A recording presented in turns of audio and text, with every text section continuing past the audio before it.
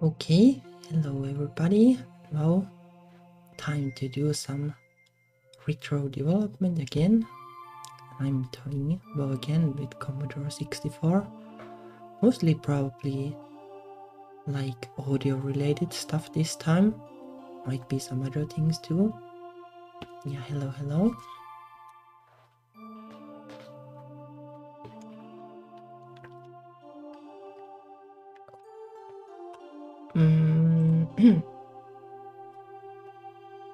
Oh, let me move out of the way. Oh.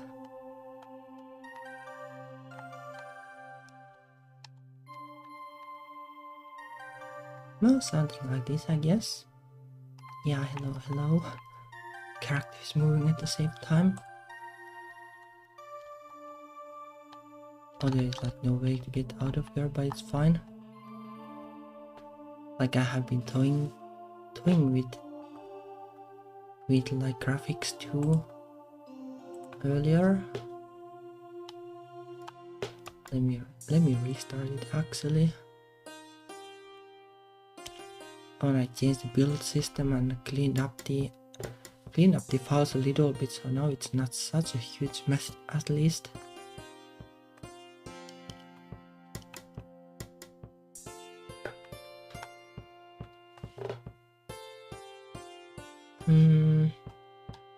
Yeah, basically like this. There is collision detection and there is graphics and there is scrolling. I think the scrolling can still glitch if you do like this, because I have done some changes and it doesn't protect against like really quick turning. But like on principle it works. And this is actually like like a way better way to make the graphics than earlier. Like earlier I like the blocks out of which the level was made were like whole screen tall. Well, that was pretty tricky to use in practice. Now they are like five smaller blocks on top of each other.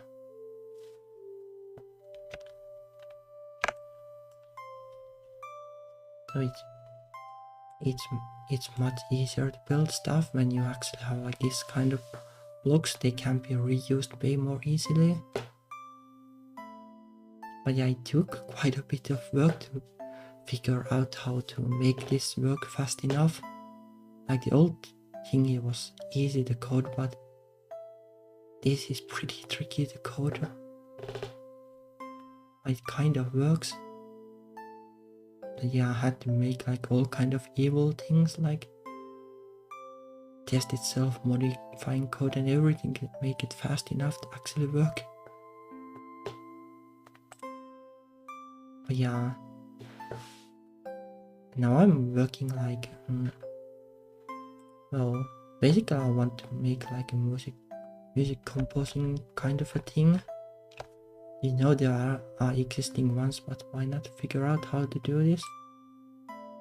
And also like, well, I want to make this kind of easy to use for myself. I wouldn't mind if I can make this like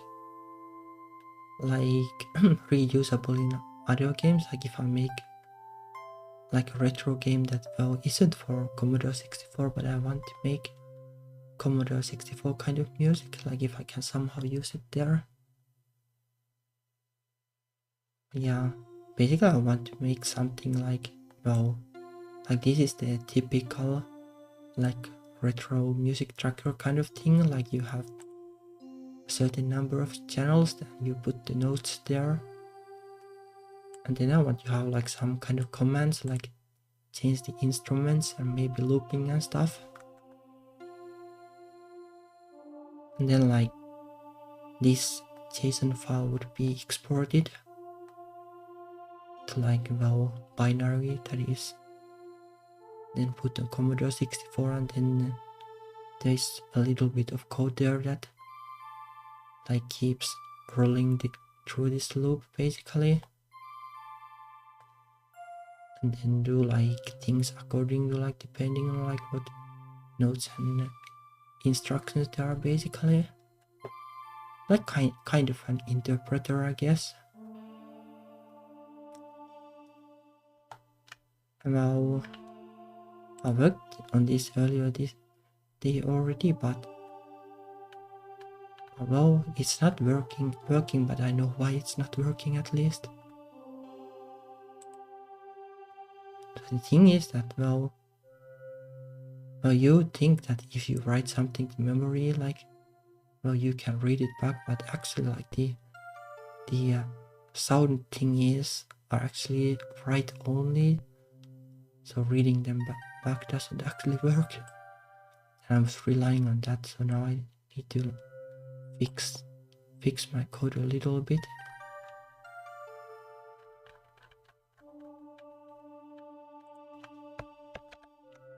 Yeah, I've gotten a little better in writing assembly. That's nice at least.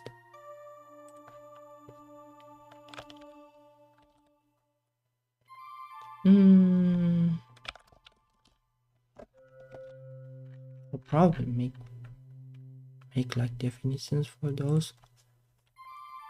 It'll be easier to read.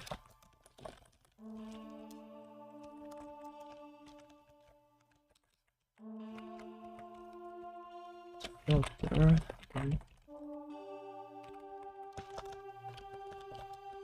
the voices.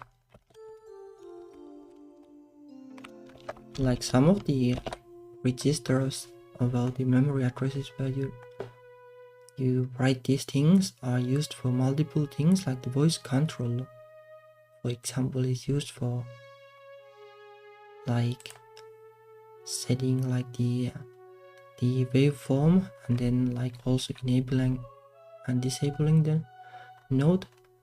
And ideally I would not like make it like set the waveform every time. Let me see. Where were they? Okay, here. Basically I need to back up the need somewhere else.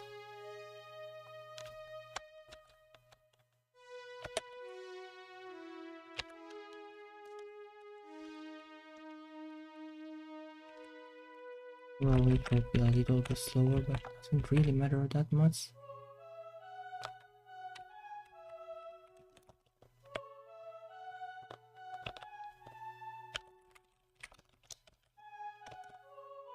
I guess like this, like instead of reading from the actual memory address, I'll make like a backup address and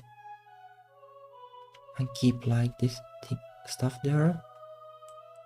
Like this bit would be the enable and disable bit, for example, and I don't want to modify that when I change the instrument.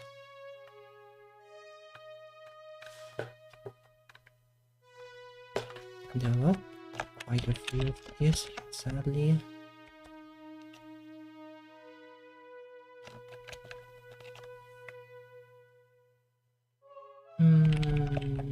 Probably like this.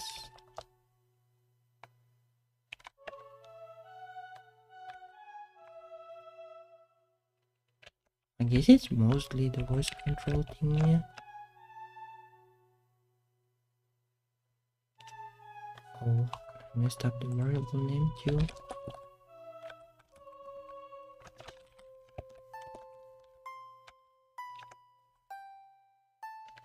Well, while doing this, I guess I can also rant about random things like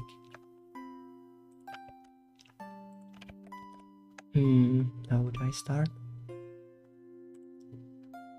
Well, I guess I'll start from something more casual, like I could rant on like politics in Finland too, but I'll not start with that at least. So well, like recently, like well, how to put it exactly?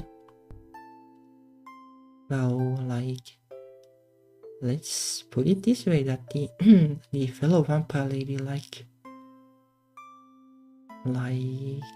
well, she has her own fashion style, and it's kind of hard, I guess, to find like the right kind of clothes from your typical store. And like then it came to like basically like to the topic of like if you could actually make your own clothes. And like she actually has like a sewing machine. No, I'm not sure if she's excited about it exactly, but I kind of actually want to give it a try, like making my own clothes.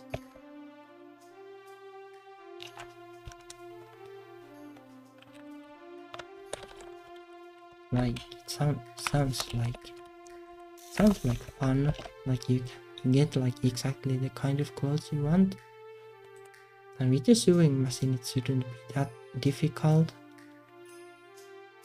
I do remember from school how they use the sewing machine, and it was fun there too, like sewing like clothes and stuff.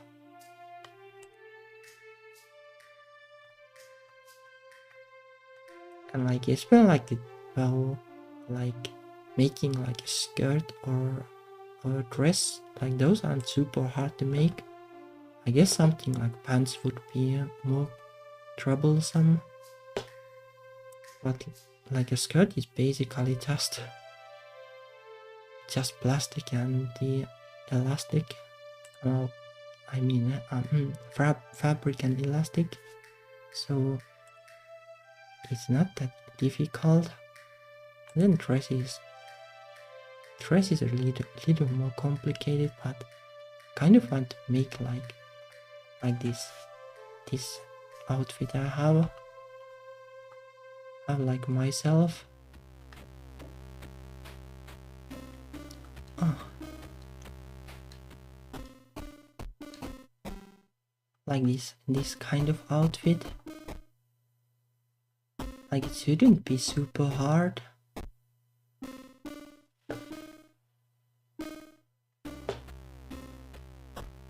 Don't know about the logo, but like the basic idea, like apart from that at least.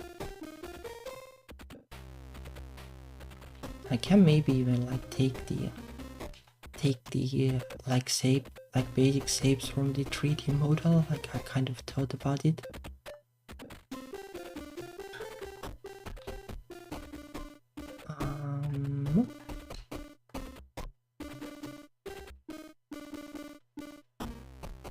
But it sounds like a fun hobby. I don't know if I need hobbies, but it will also be like way cheaper than actually buying dresses. Well, you can get like some kind of cheap dresses like from stores too, but the quality is often pretty suspect.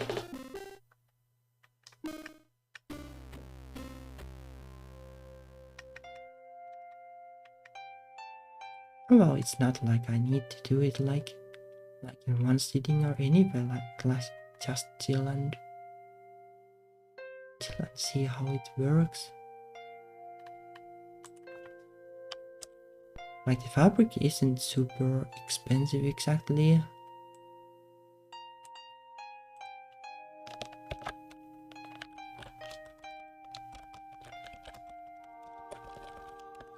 When I realized that renting while doing this is kind of tricky. Oh well.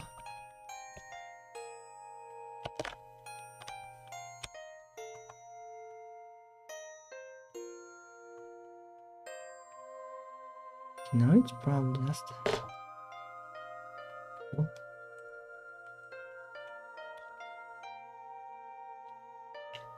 Uh,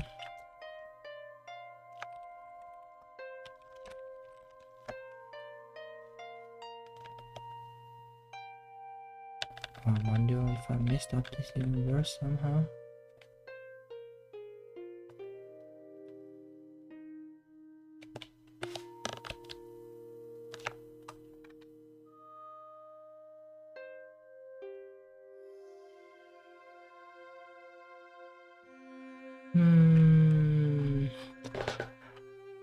Yeah, I guess I'll need to take a little break from the ranting. Like when I get this working, then it doesn't hopefully take that much thinking.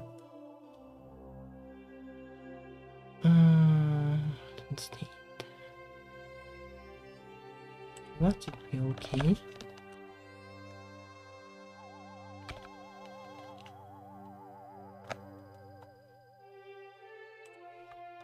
That's fine.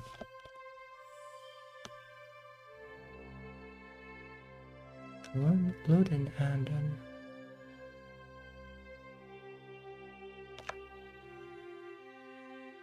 Okay, that is correct, I guess.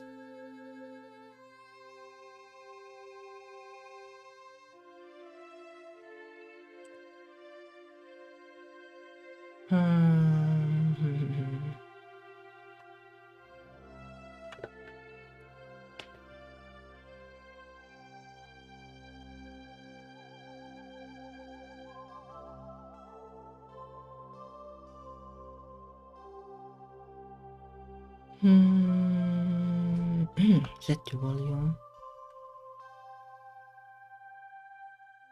And that clears like the bottom of the bits. I guess I can actually change this since I have a temporary variable.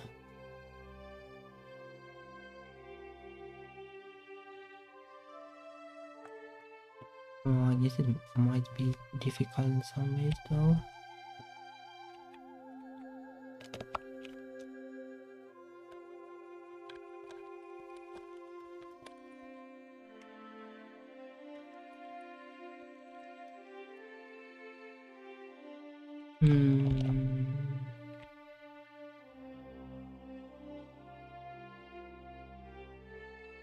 Oh wow, I guess it works like this too. Really know that much.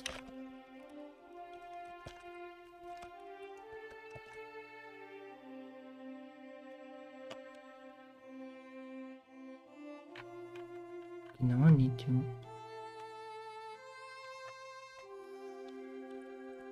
import the state variable.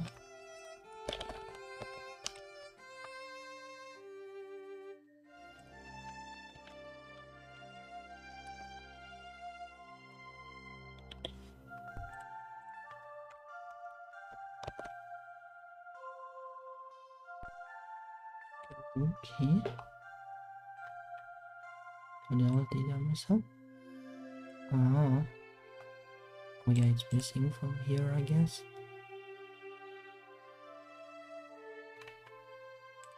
Yeah.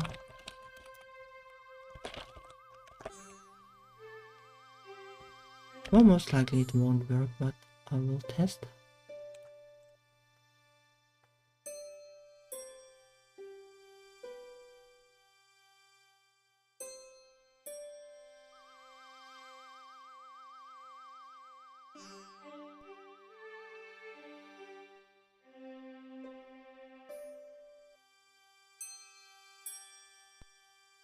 Yep, can't hear anything. Okay.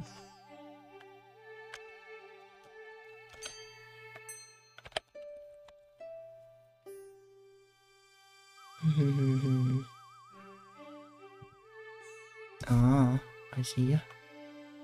This is the memory address for the voice control thingy of the first voice.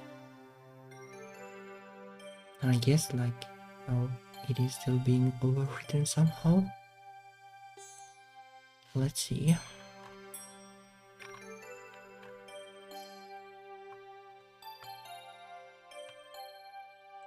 Hmm.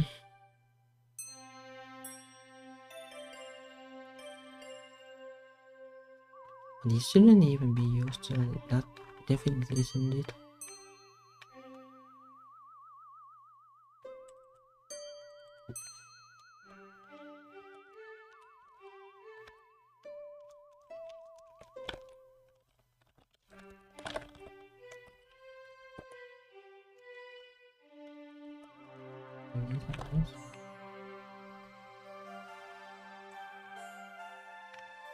This is a potential place for sure.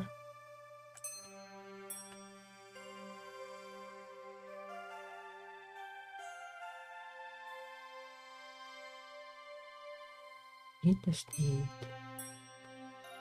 Remove the top bits.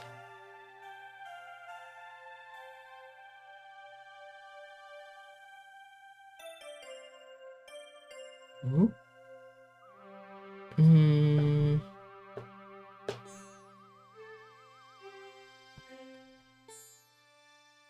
Well, not really like top bits, but the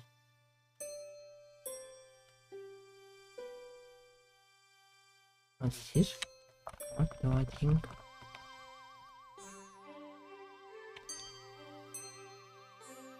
Read from the instrument table, like the stuff, and then orbit that one. It doesn't look really wrong.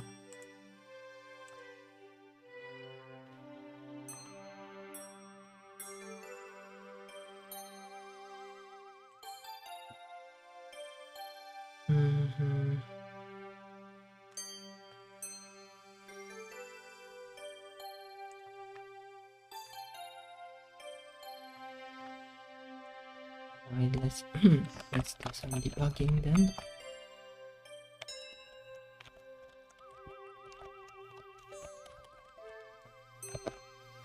Oh, this is like my lousy way of setting breakpoints.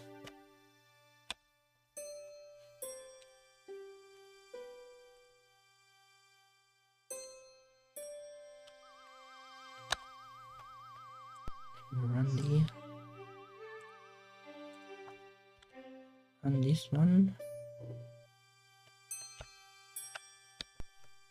Load the program. Now it breaks like probably at the same place, unless I left more in there. It's probably the same, I guess. Like there is and there, and then there is and in the code.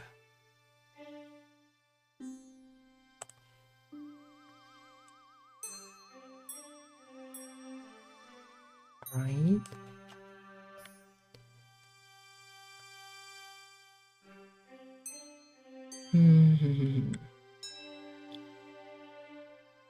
This is the set instrument thing, so most likely, well, should be setting the instrument 0, so it's probably right.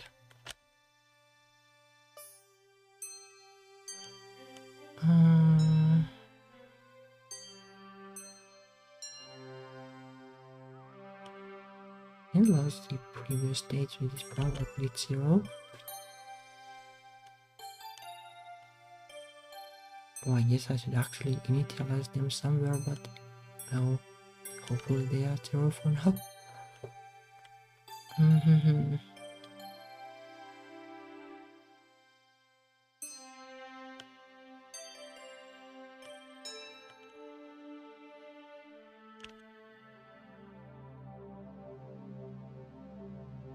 Oh, that looks correct though. Let me actually also show the memory where it's writing.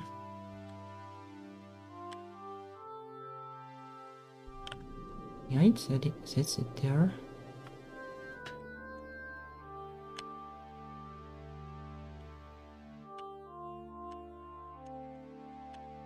And the rest are like other stuff.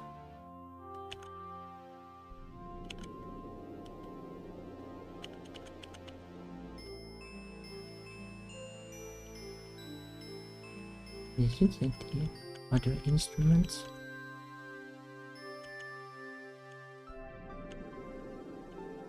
This is the third instrument.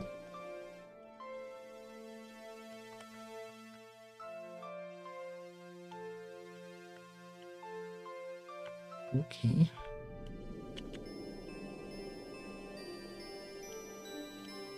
Yeah, it's something else. Probably. It should be something else because it would like stop the thingy here if this was the culprit.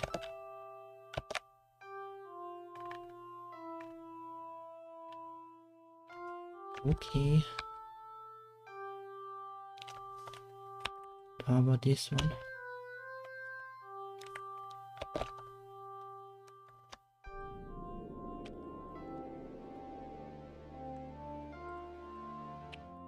Let's see.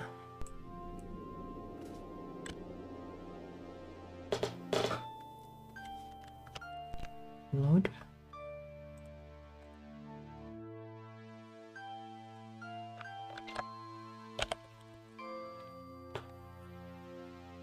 Okay, so up to this point, like the value is correct.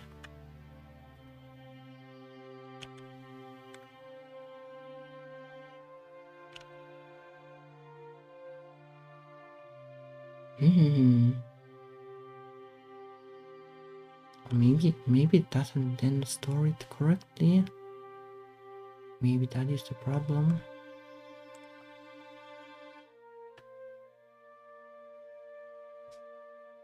Because it read 0 from the storage, like where it should be temporarily stored, although kind of backup storage, I guess. Which definitely shouldn't happen. No, it's not writing it, but that's the problem. Yep. This is the same thing here.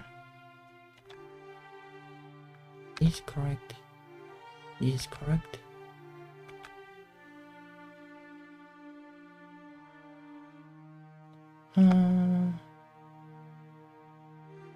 Well, you should probably also use it.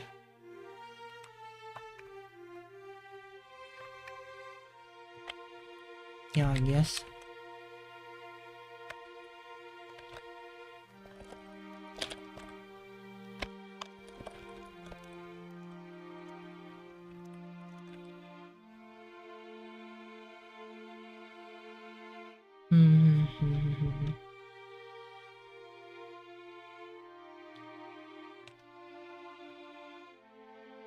Oh, this is also like...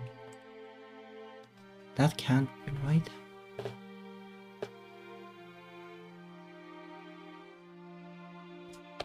It's probably just store it there.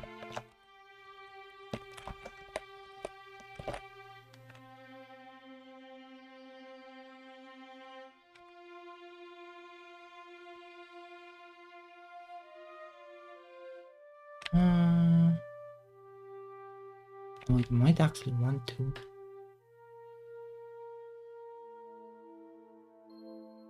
Oh, it's kind of unable. Kind of needs to go with the original too.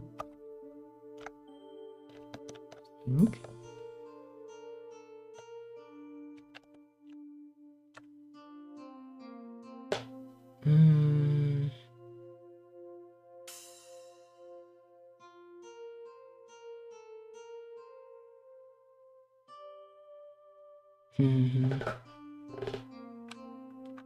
Well, it doesn't really matter at this point.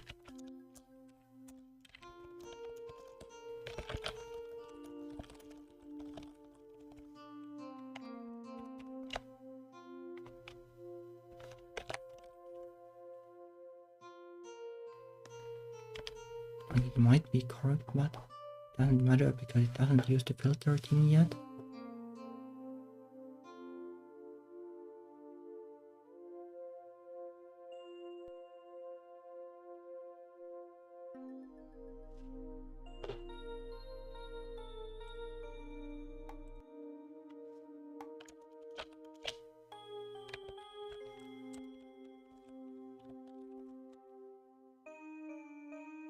Okay, now it's more like it.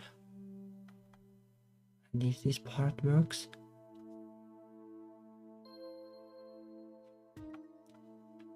Doesn't make any sound, but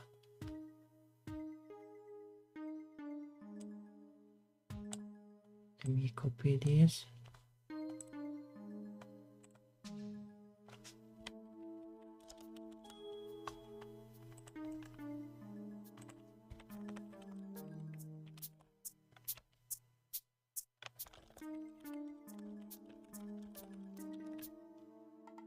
And basically I took a memory dump of the old test thingy that worked.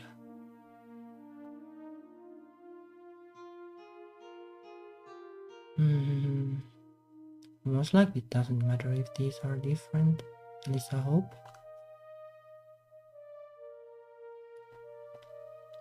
And this is the frequency.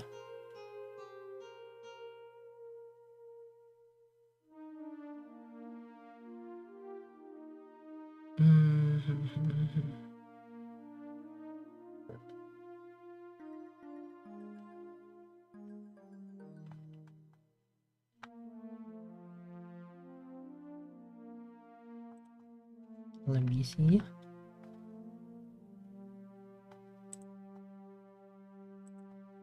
First one have frequency, then no, the pulse width doesn't really matter. Well, it matters for some of the waveforms, but not the triangle waveform.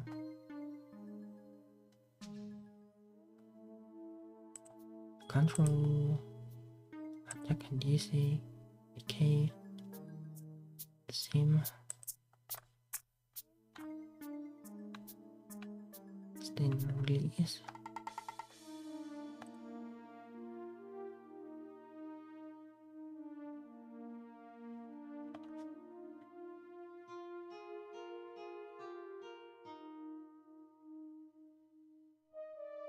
This is like already like the second instrument, so it shouldn't really make a difference.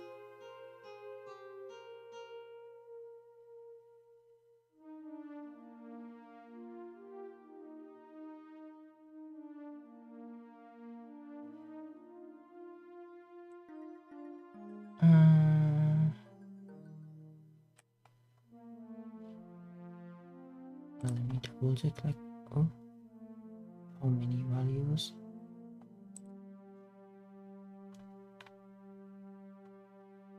Yeah, it's like 6. 6 for each voice.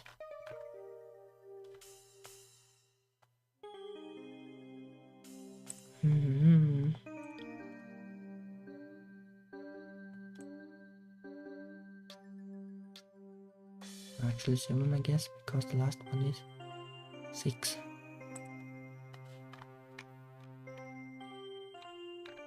Yeah, actually 7.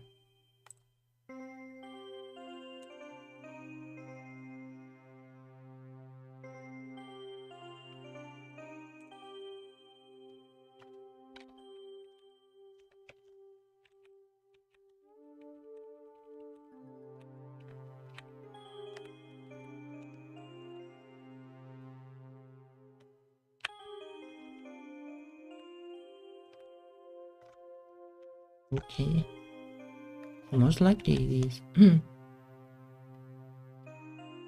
something like later here that I like the new code doesn't initialize.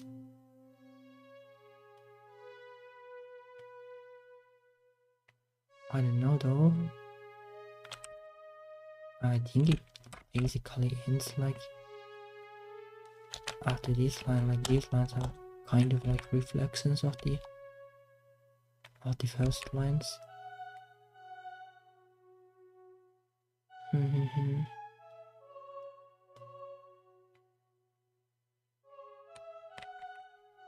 Oh, actually now that I look, like the frequency is really suspicious though.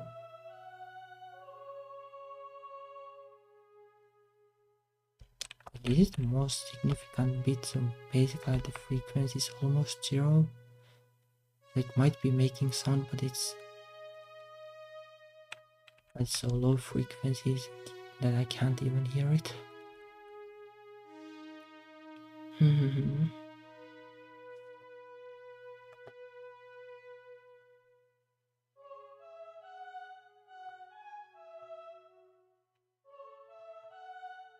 Did I even set up the...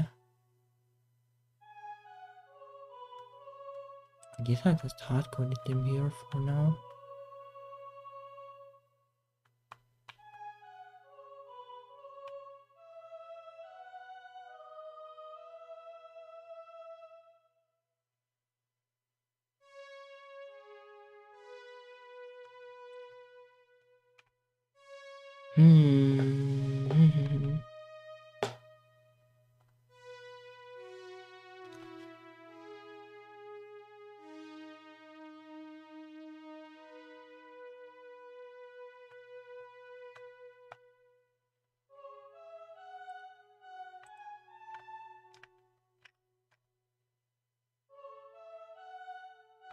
And that one with this one.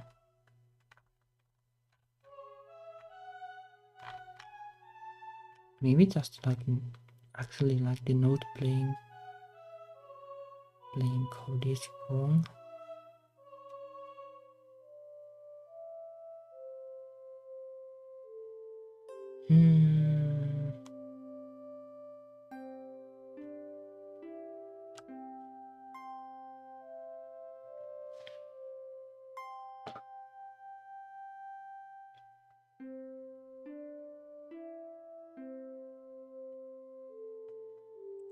I don't think though, unless like the the lookup table is somehow wrong.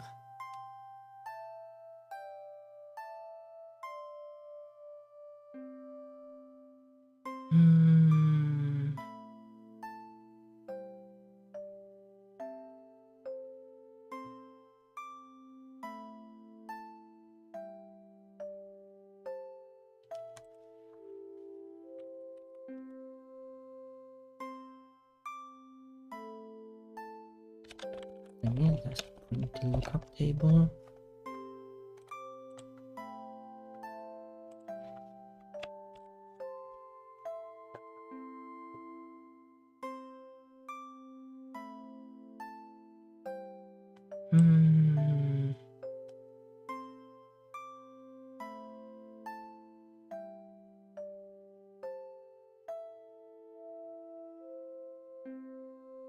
What is note 10 then?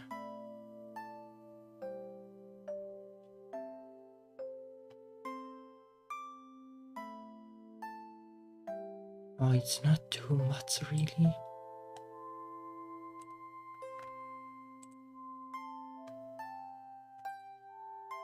Maybe that is just a problem then. Maybe it's something like this for test reasons, so maybe it was more audible.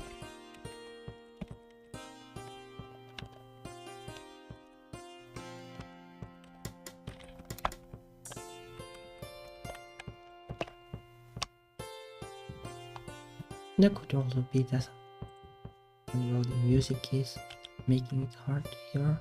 Oh.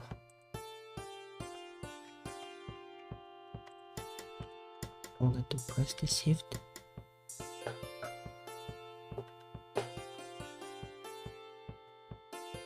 I think the original was like really loud beep.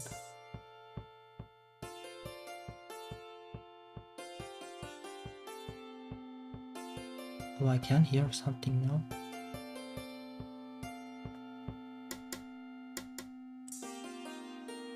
Let me pause this. It's playing something now, I guess.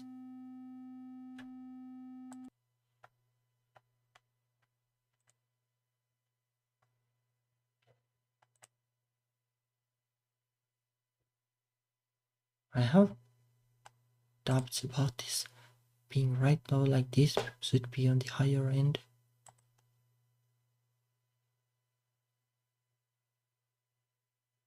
How many notes there even are, like that is also a question.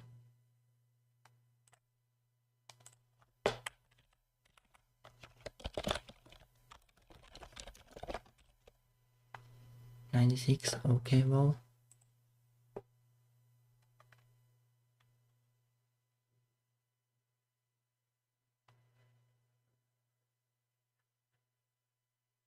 Well, obviously these values aren't good then. Something like that.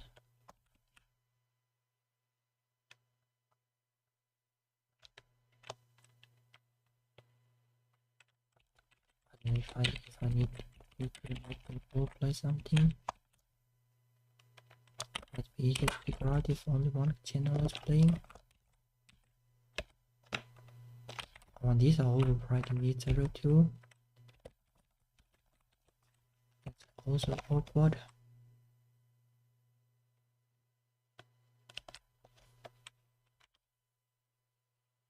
Hmm.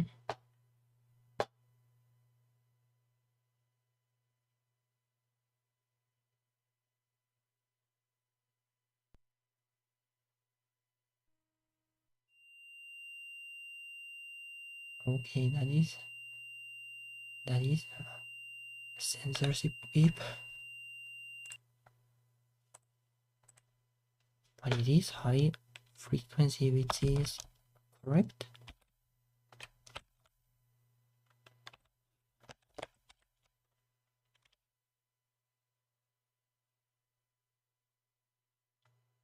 Yeah, I guess like some Commodore 64 games have just, well, like hard-coded the music. Basically, like somebody has like manually coded the instructions to make the sounds play, but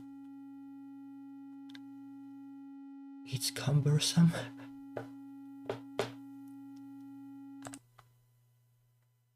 That's why I basically want to do this, and well, then just make them, load them from a file, which I guess I should be able to do now.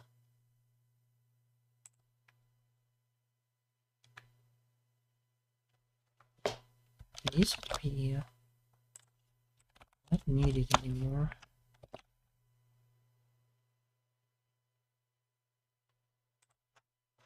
Then I should initialize the state, I guess.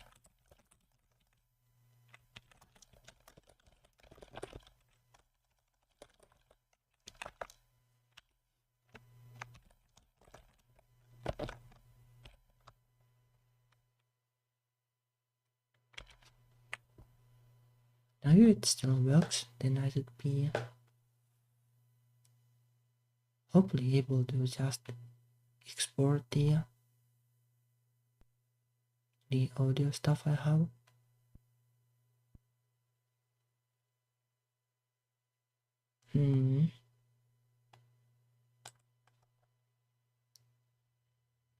Oh, actually, well, these are kind of needed. But like, well, everything from here and below is basically hacks. Ultimately, I just want to load it from data file. Well, kind of a data file. Everything is the same file though in Commodore 64. Well, like in terms of like the memory layout. Like floppies and such still had multiple files, and well, I guess technically tapes too.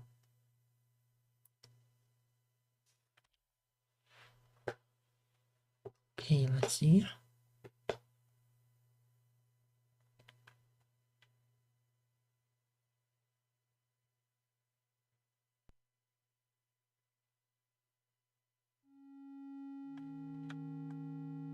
Okay.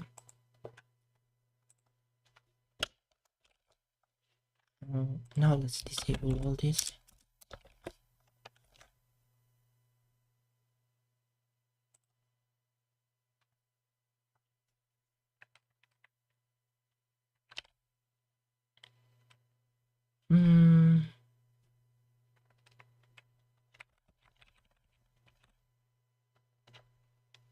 So probably best not compress it yet. Debugging reasons. Ultimately, I guess I'll just compress the audio too, like it's compressed super well.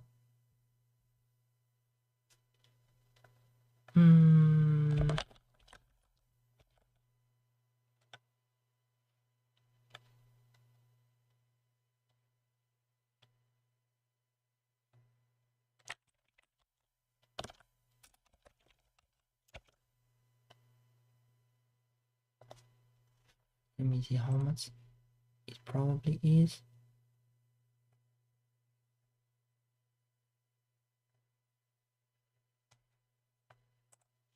Copying some extra doesn't really matter.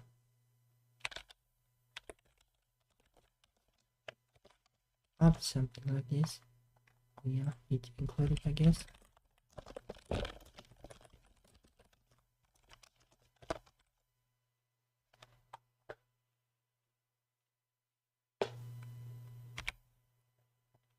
Now the questions only be like whether the hello. Hello. Now the question basically is like whether I export the audio thingy correctly.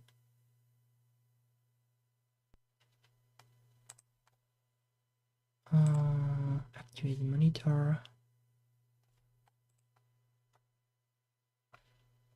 What was the address? 9900.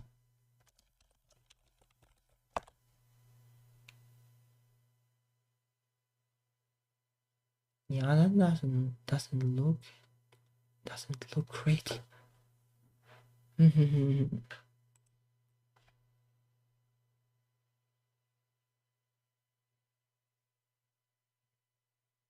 But it's actually, I think memory copy is actually the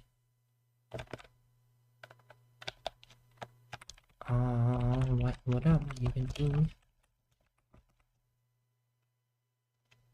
Like the first one is the destination. Well, I guess like that.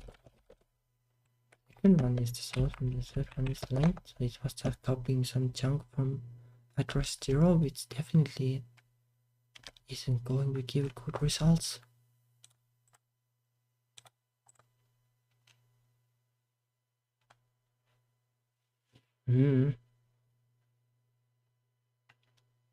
I kind of wonder like whether it would actually just be easier to like flip them like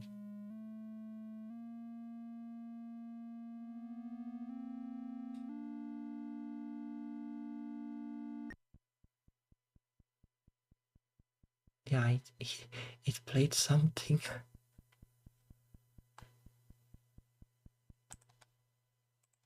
Yes, technically it might work. But yeah, I kind of wonder like whether it would be easier just in the end store this to the data file and then zip them and then I'll get rid of the flipping code and just store them to the zipped part of the game, I guess. But I think this kind idea might kind of work actually. Doing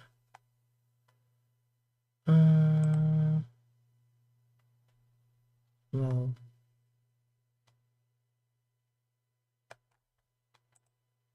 yeah, this is basically the audio file.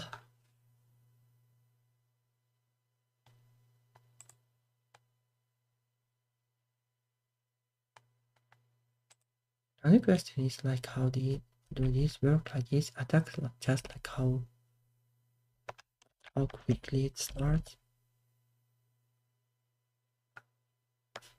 Oh, I guess I need to make this a dependency too.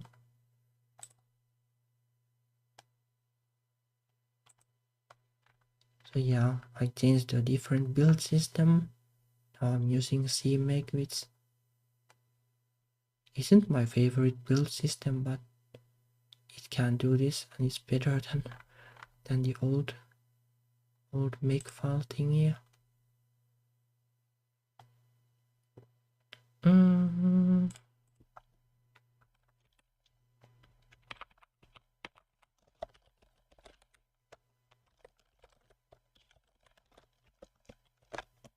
Maybe I can just make it like that. Yeah, now it will rebuild it. And the good thing with this is that I can make it automatically like rebuild the generated files when I modify the source file, so I can just press the build button and press the run button and the new assets will be in game, which is basically what you usually want when you're making a game, because otherwise you will go nuts after a while of doing everything manually.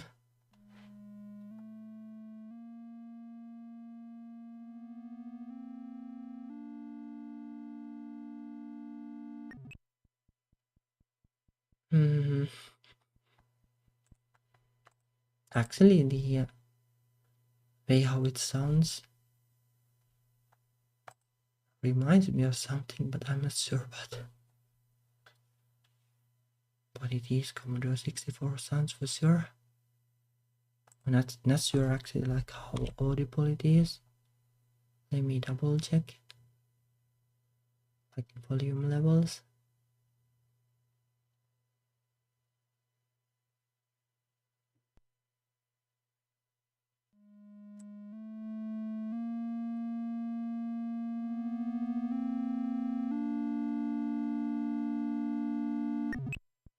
Yeah, like that.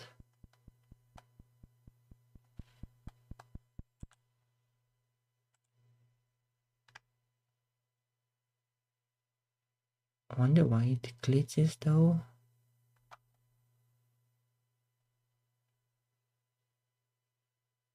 Or might be because, well, the loop instruction doesn't exist yet.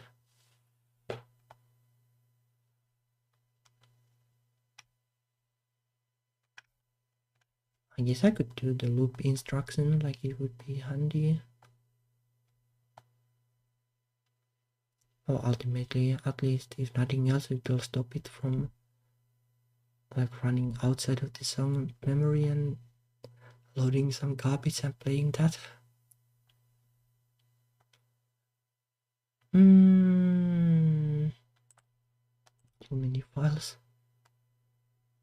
Well, I basically want to do this. This would be like go to position 0 basically. So.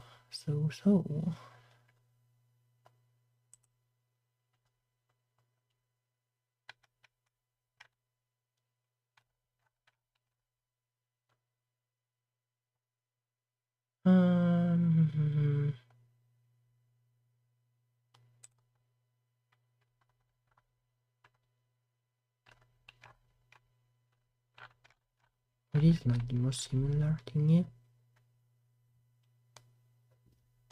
I guess probably tempo is the most similar one.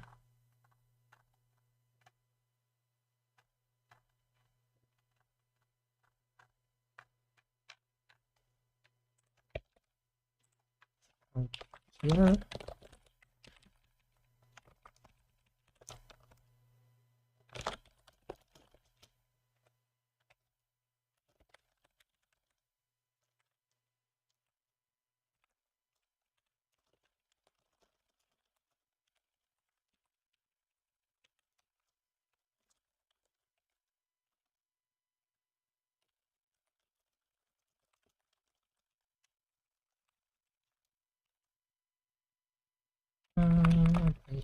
This and then should we have to just like rewrite the index thingy, like basically how the song player works is that it just has like, well, basically a number like where it's going, and usually it just reads like one line at a time and goes to the next line. But if I can reset it to 0, then it should loop. Then I need to add it to the instruction table.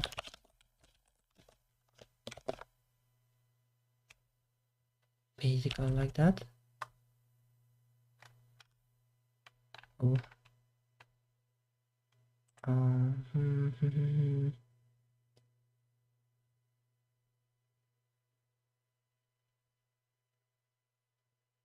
Do I need to actually export them there? Yeah, I guess this probably works the same with C.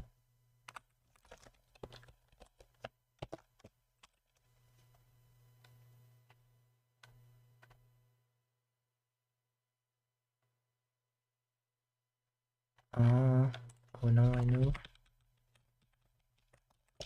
This is my own fault for making it this complicated.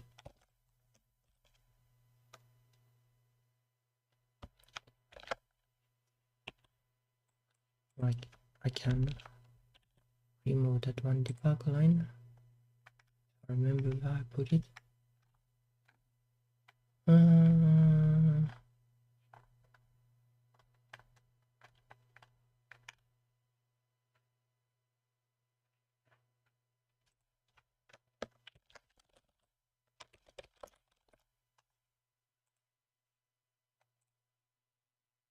There.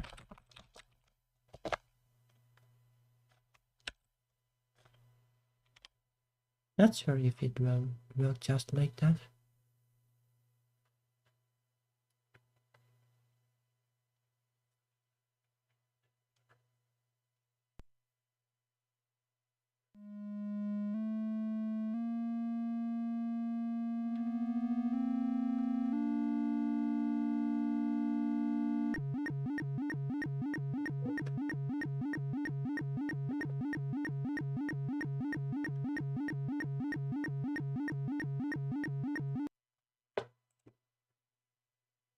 Now it loops somehow, but not exactly the way I expected.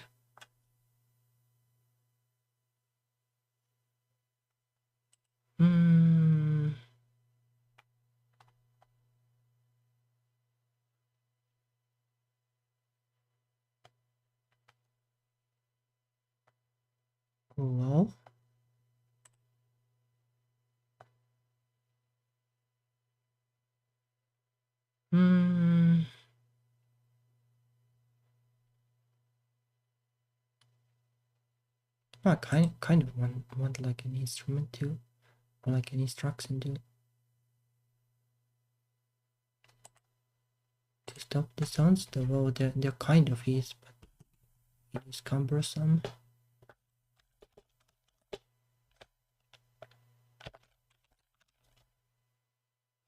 I need to stop sound 0.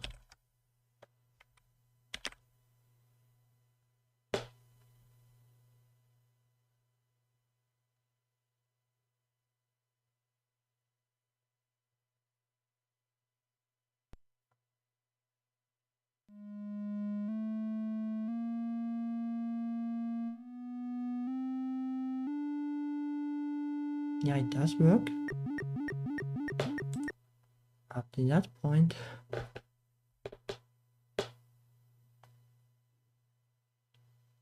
I don't remember like how like other trackers do it. Like I think you could do something like this. Basically to stop it in some trackers. Oh well.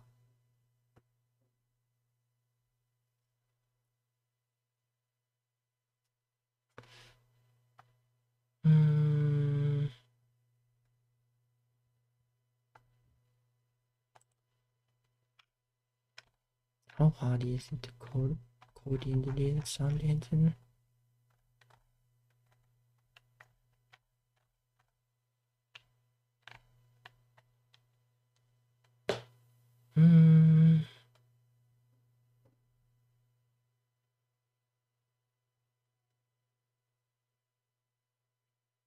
Oh, not super hard, I guess.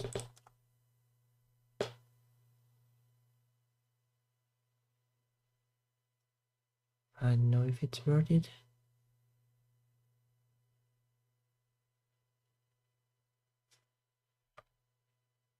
Well, I guess I'll just do it for now in the encoding phase kind of.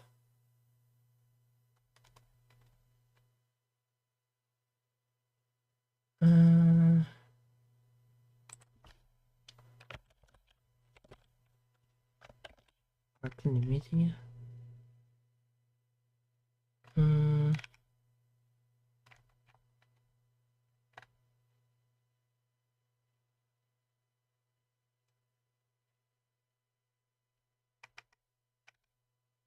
This is like my encode nodes.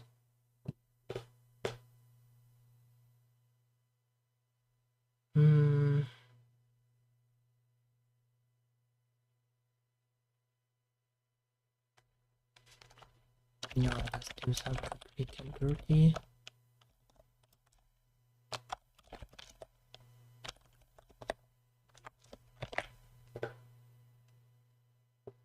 I can make this like this stop sign basically.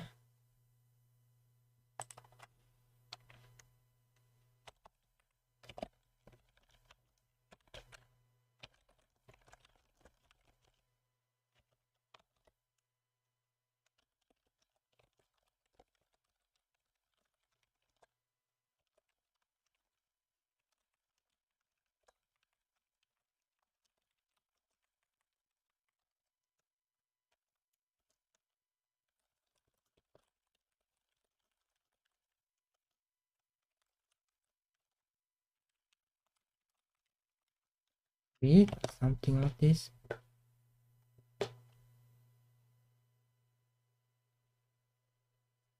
Then it will be easier to make the music. And be like just do this instead.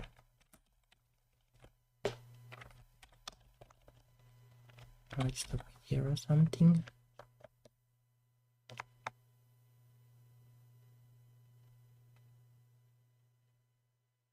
I actually wonder like if it could be because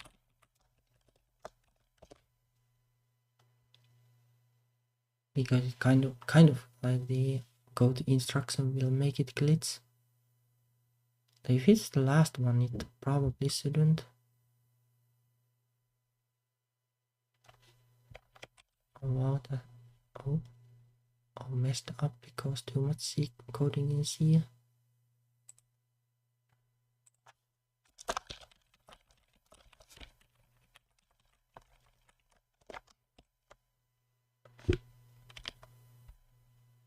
Okay. Now let's see if the notes stop.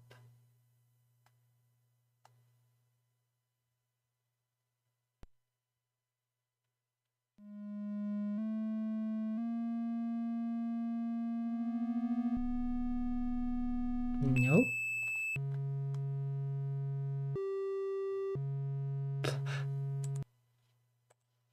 Can I go to instruction for sure isn't working?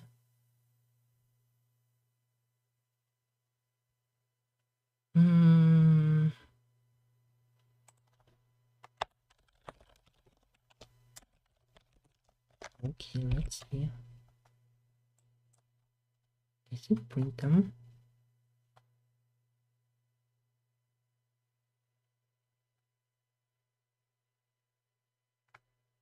Oh, I guess I did do it like earlier though.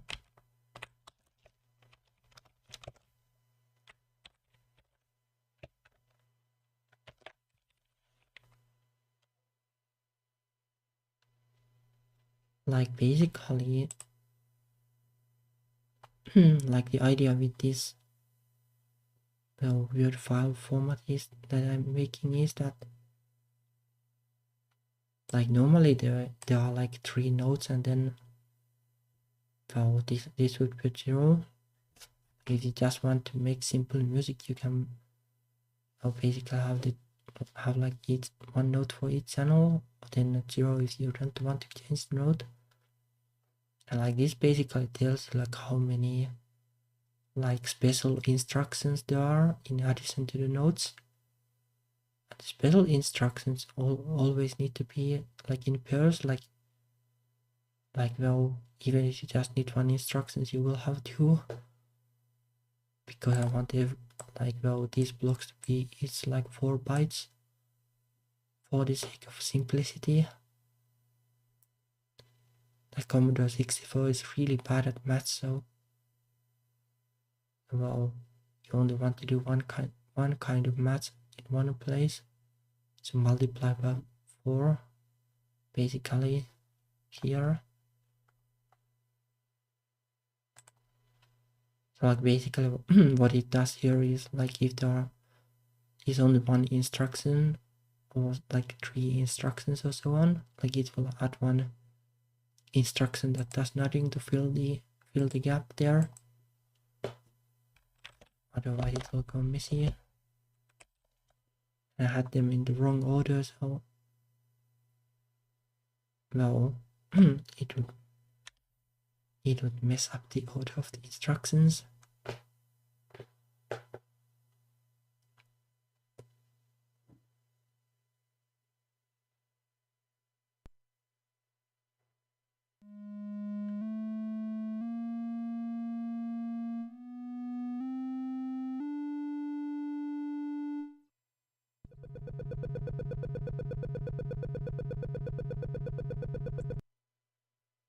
Yeah. Oh, this works. No idea like why the loop thingy doesn't work. It's not a big deal yet.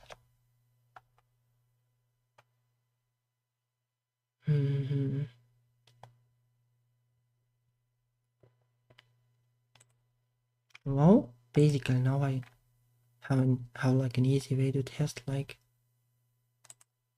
how different instruments sound. Now I can do fancy things with them.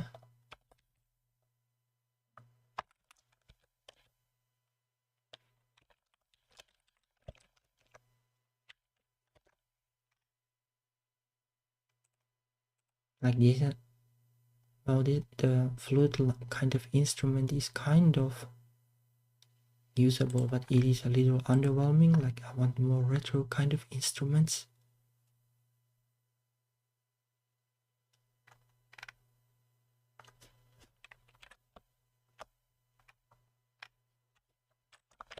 Well, let's make a test instrument.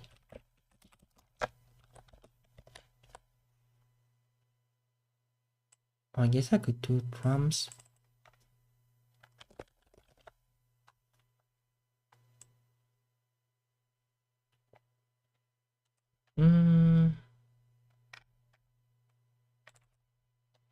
I make this test instrument.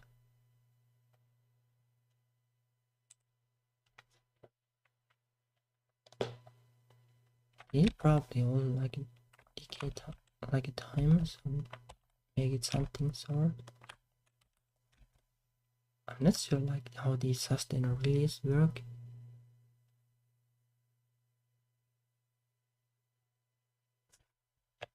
Well, at least I have an easy way to test now.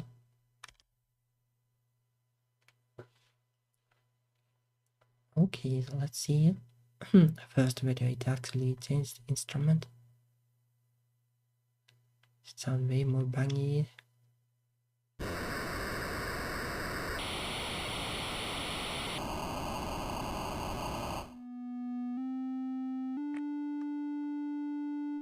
Yeah, that is.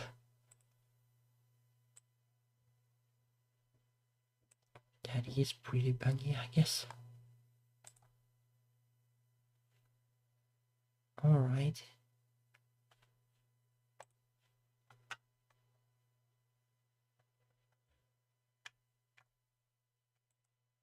Does this explain like what sustain and decay do?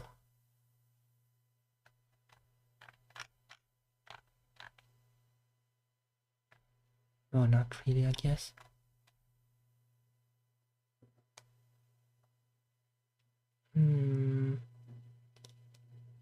Release might be like how long the the note stays on after it has been like disabled basically.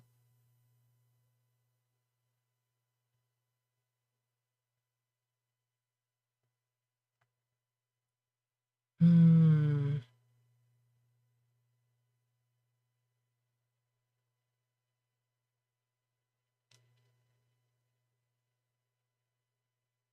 Well, I guess like finding a way to use the filter would be nice too.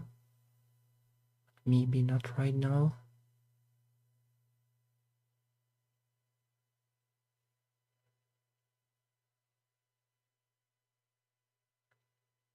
What is sustain level then? Is it like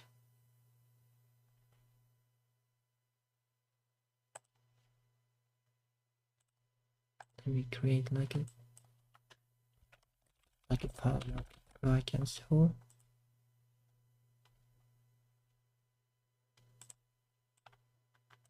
Oh, let me make it here. So basically, like it would be something like this. And like this part is like attack. Most likely.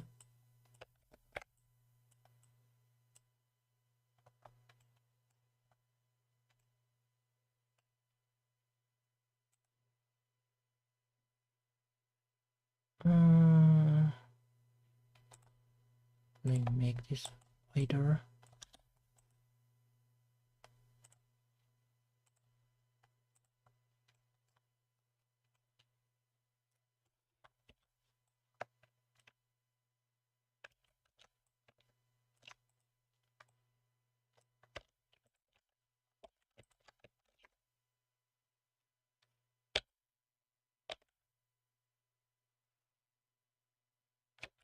Then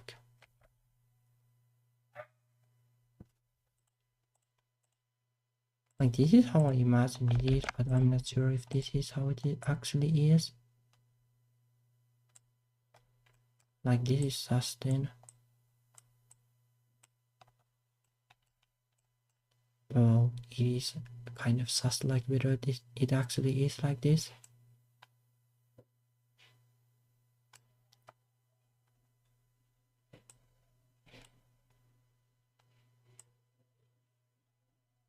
And this is probably 3ds. I think. But this decay then, like this decay basically like it can go like this too. Let me see.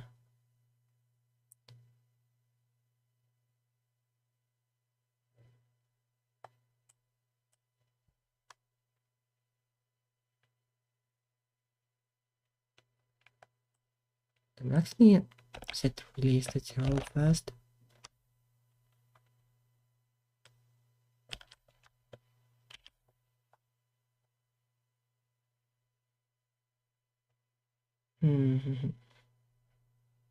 I wish you could make it go like 5,000%, but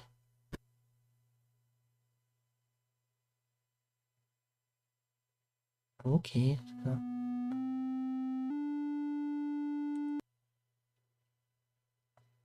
So release does something different. What if I make it 8? Actually, let me use the float instead.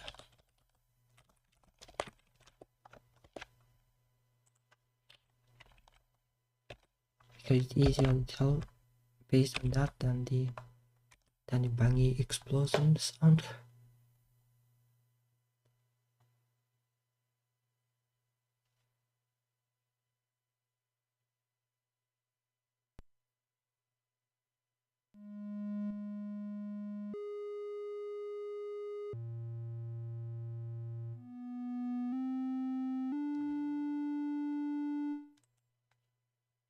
Yeah, I'm not actually sure what it does. Most likely sustain though is like how loud it is after the peak in the beginning.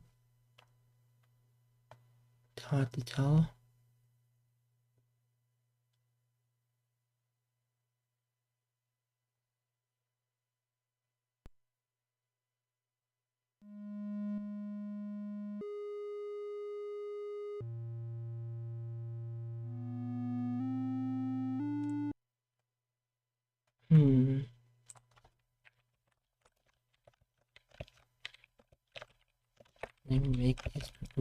here, so it's easy to tell.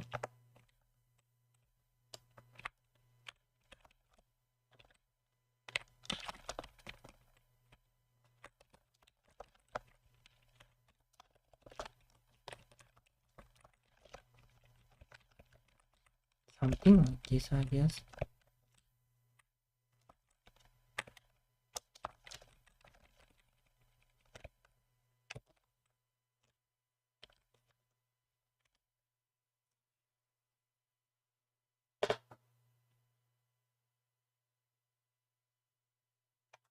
So let's see.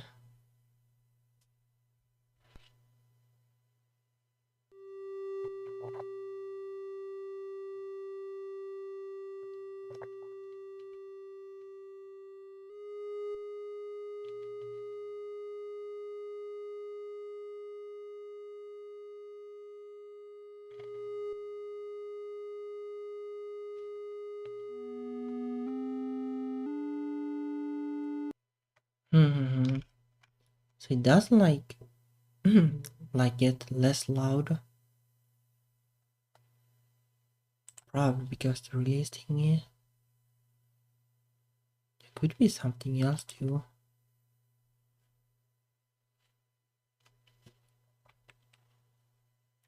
What does decay do exactly?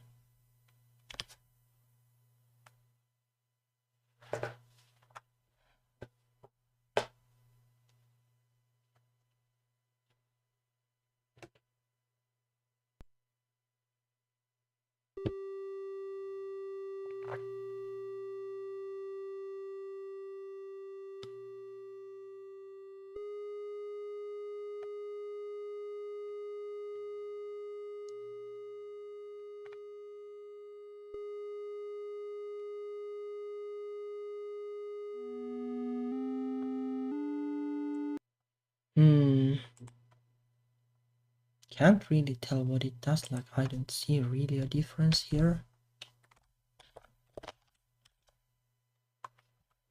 I think like this basically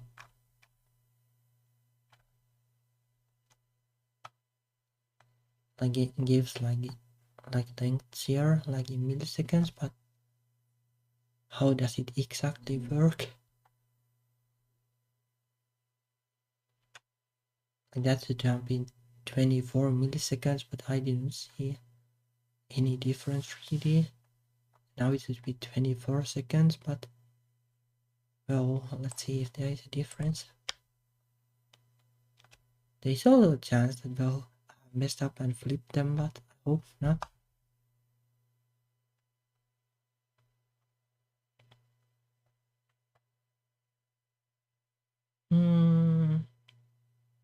It can be kind of well debugged easily too.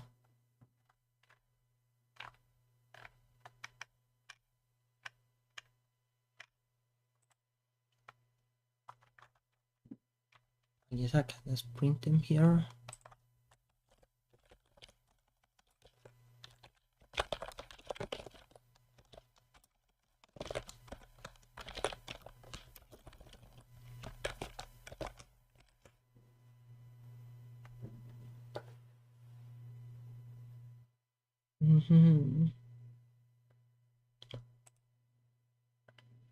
Then like how they are here. So in other words, I guess here.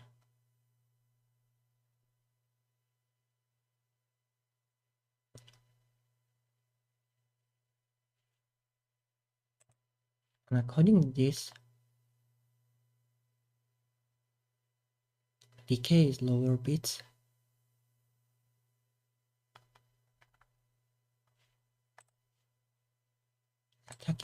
Attack is higher bits.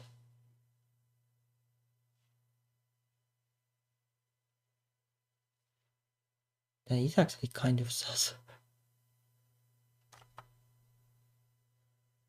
Let me see. Let me see what the code does. Not that one, but this one.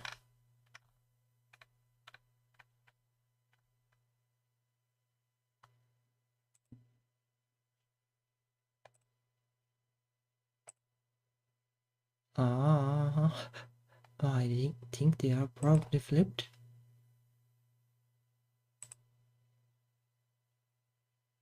Yep. Oh, that explains why it doesn't make sense.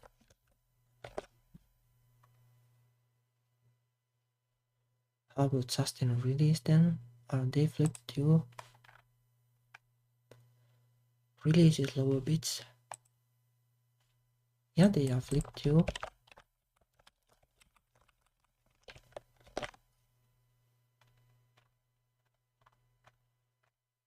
Oh, this will probably drastically change how this works though. Okay, let's see.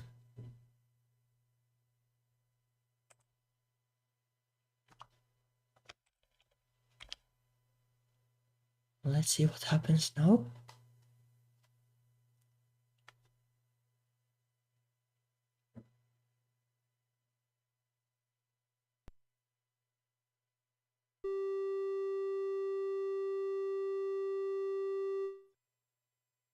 Oh,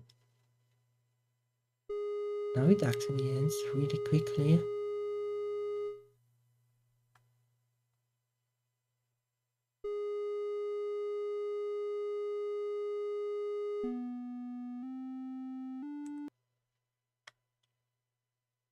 Okay.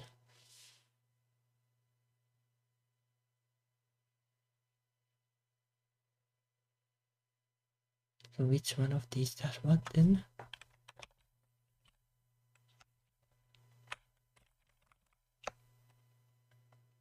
It ends quickly, but the case would be really big though.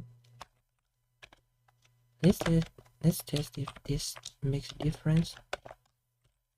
But this is probably like the attack is like how long it takes for the sound to start basically, like go from 0 to 100.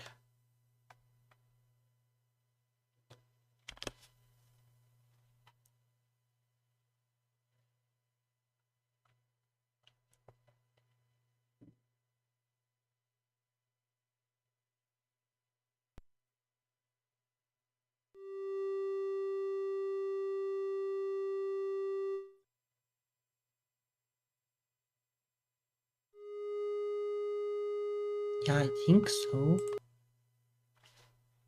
I think it was quicker when it was 1.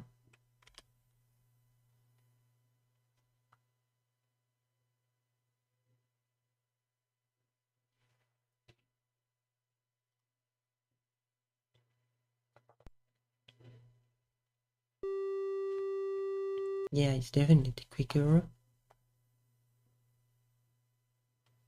I put this. Oh, this is then right. Like this is the attack part.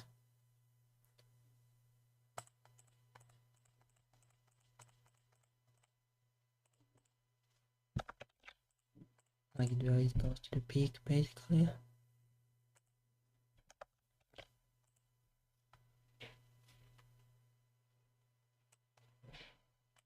Just underline them if I'm reasonably sure that I know how they work.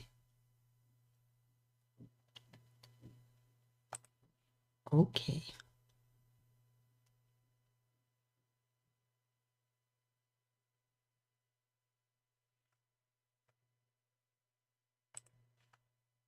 Let me move this like screen. I'll see if I can find some kind of resource that actually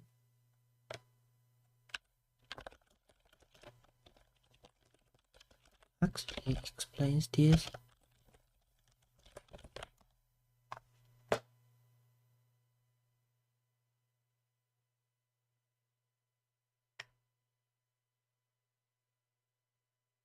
Hmm.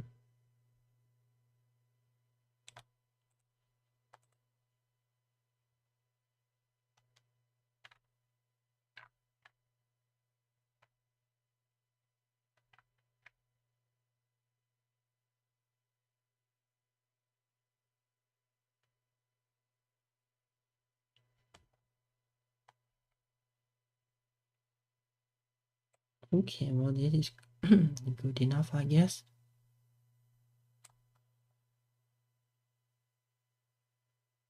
Okay, the attack is the time it takes to go from silence to maximum volume. So that is correct. Decay. This is the time taken to go from the maximum volume to a given midpoint volume or sustained level of volume. Ah, I see. Where did I put it? Basically, this is the decay.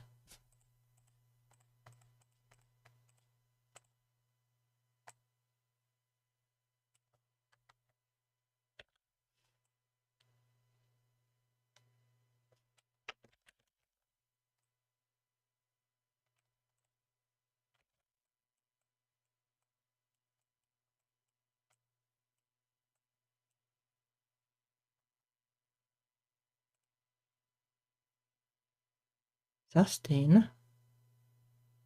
Yeah, sustain is this one.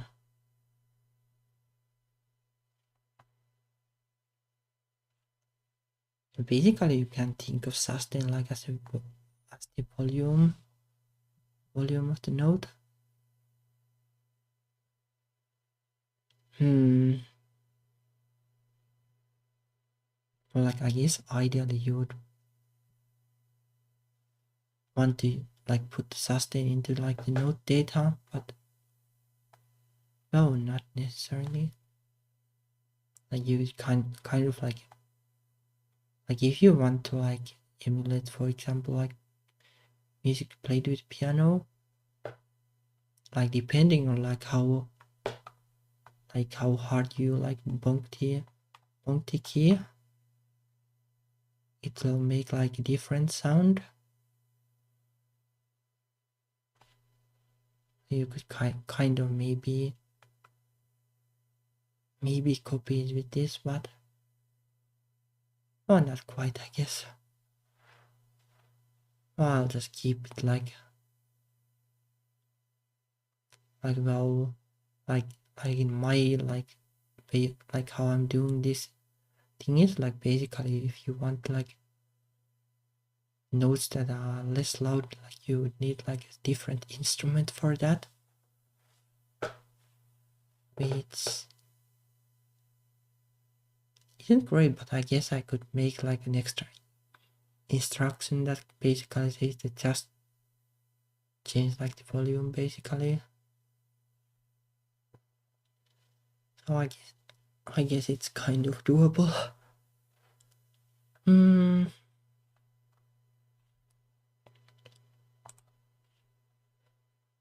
Really is.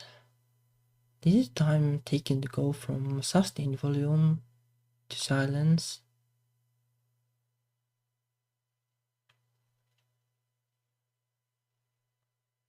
Okay. Well, I guess this is released then.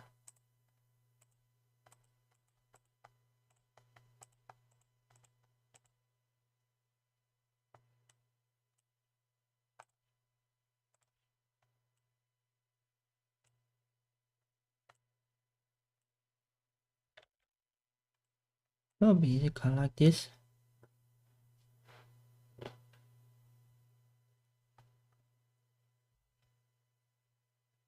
Not like sure like what kind of shapes like these are, but I guess it doesn't really matter. Like are they just straight lines or something like this? Like, well, for example, this would be like multiple different shapes, depending on like how you want to do it. Probably not this, but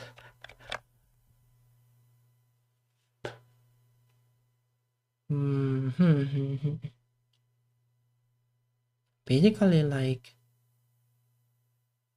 well, the sustain is the most uninteresting part. So I guess like it can be interesting too, depending on like how you make the instrument. Like, like if you want to make like a huge bang in the beginning and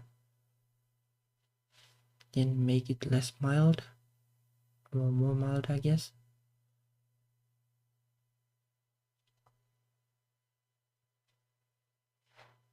Well, obviously you can just make like the system maximum and then it will be like maximum volume. And I guess you probably want something that is pretty close to the maximum, because otherwise you will have trouble with like the sound balance of the instruments. But I guess technically, like, you can make an instrument like this, which would probably make sense for a drum or something.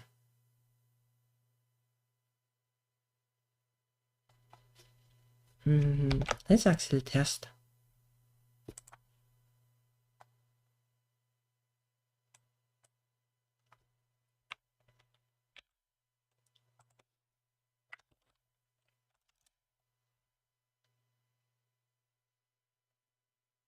And like really, doesn't really matter if sustain volume is 0.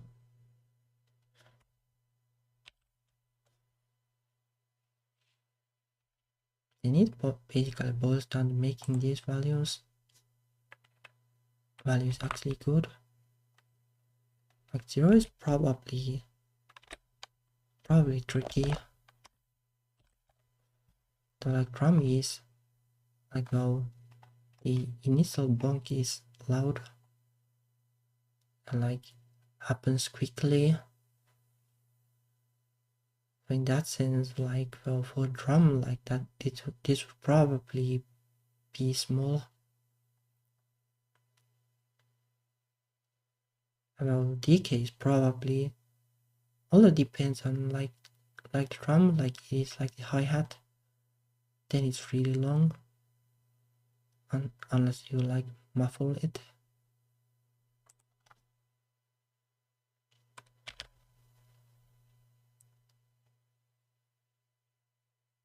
Now it should be kind of brief, I guess.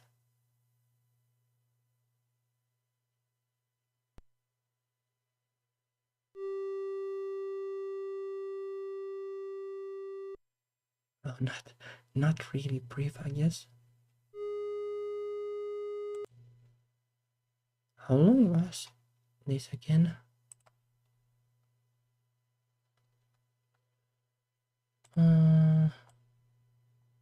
24 seconds. No, that's not brief exactly.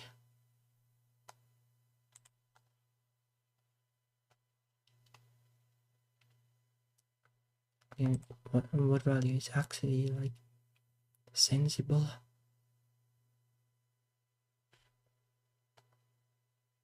And these are kind of like exponential, so it's a bit annoying to think about this.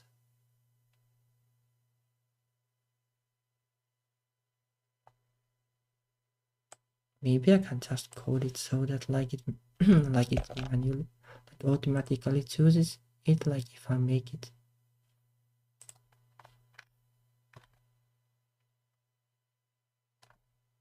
Are these like the same everything for everything? No.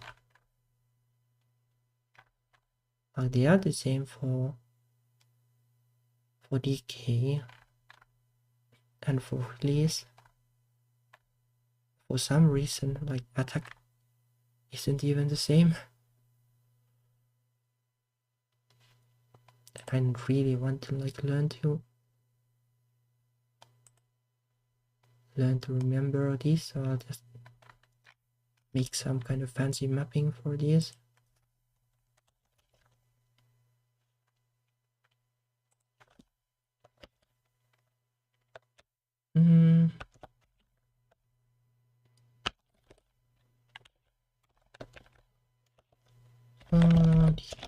Release times.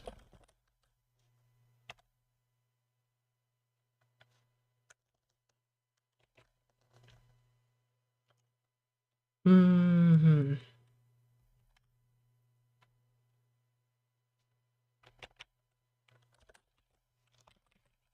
6 milliseconds is like this in seconds.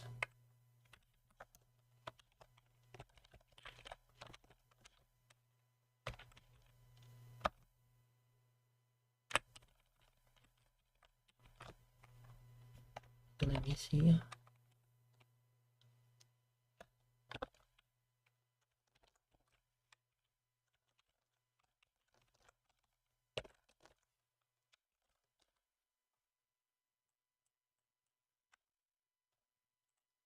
This regular expression like this.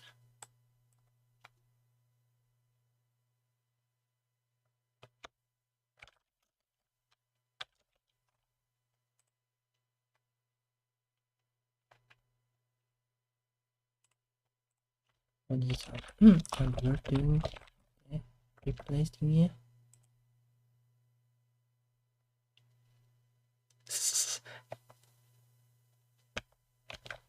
Yeah, I guess it's pretty hard to comment on this. I can totally understand that. Yeah, I'm having a lot of fun with this. Maybe even a little bit too much.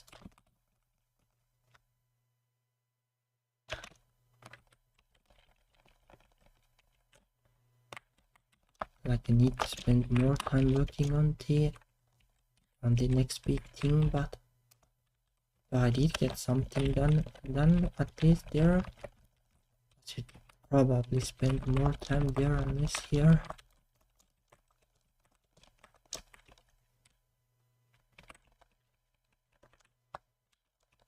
I'm kind of tempted, like, should I just announce it and then, because then I could do like development streams for that, which will make it more fun for me. Probably not right now.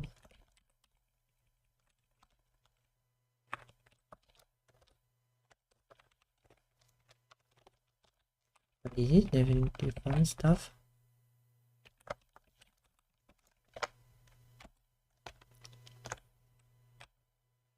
Also, I need kind of, well, should probably work on like Rain and Sky sequel too, but it's kind of like now in a difficult spot because, well, this is kind of like, well, kind of development that is easy for me to stream, and the next big thing, well, is what I'm supposed to do like outside of the streams. So I'm not sure like where it would fall right now.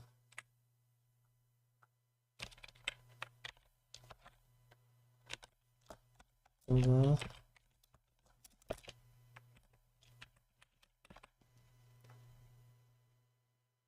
yeah, hopefully I'll get the next big thing, like, well, I will do like the test build for patrons. Well, probably tomorrow. That much is sure at least. Like it has taken way too long because of the quest system rewrite. Well, it was kind of a necessary thing.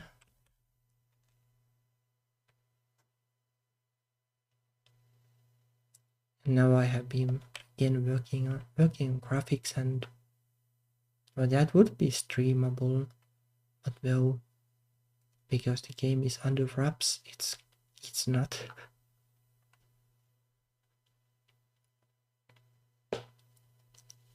Also, like the game has like, well, so much like levels and like graphics in general that it would be pretty streamable, like the development part.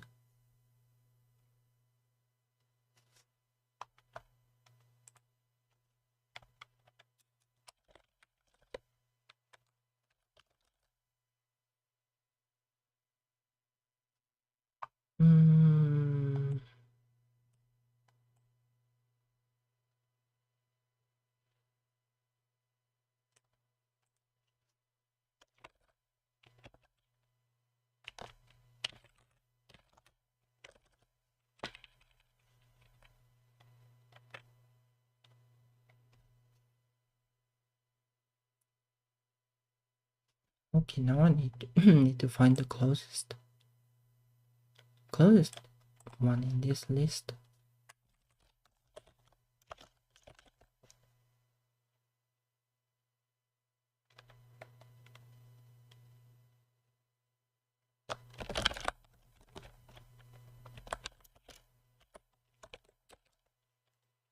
Let's make some kind of cheap function.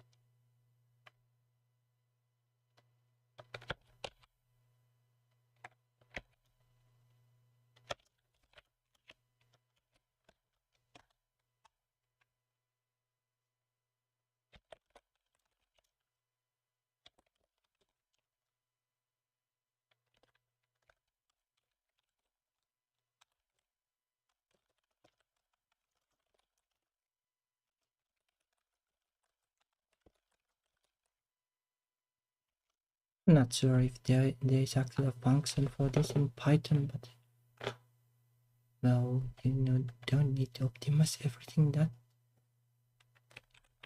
that thoroughly, especially because well, none of this code will actually go into the game. It's just tools.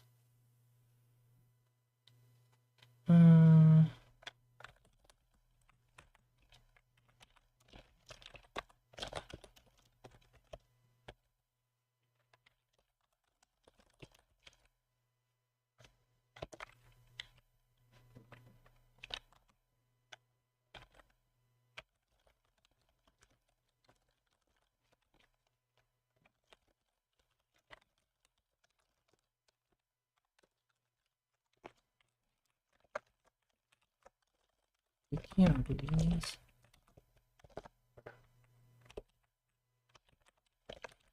No idea how to map this one too.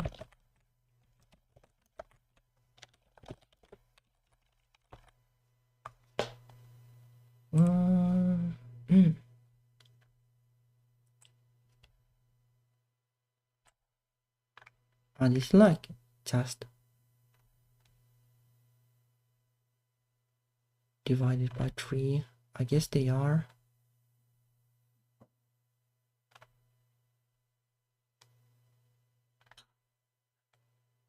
Yeah, I think so.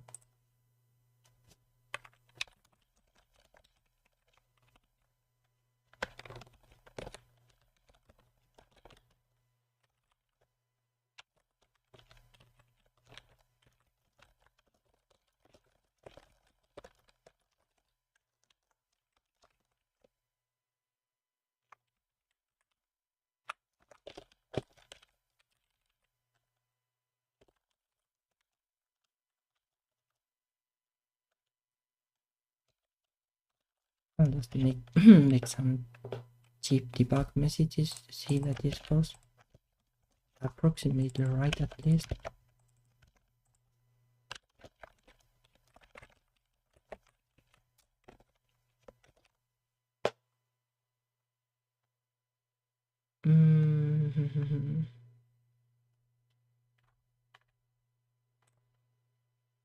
And I need to change this.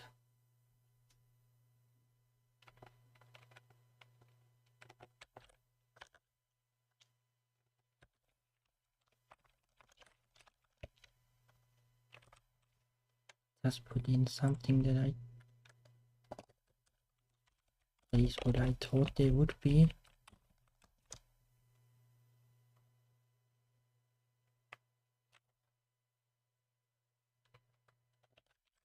Oh, this obviously isn't that, but I would like it to be for also.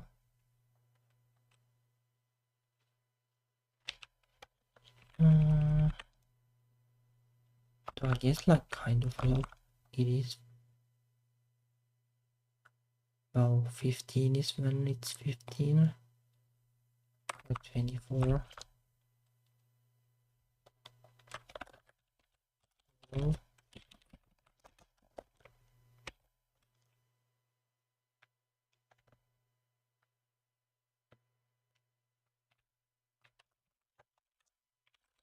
Okay.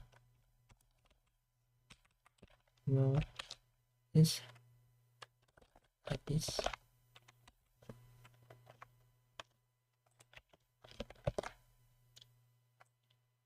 This should make make things easier to understand. Like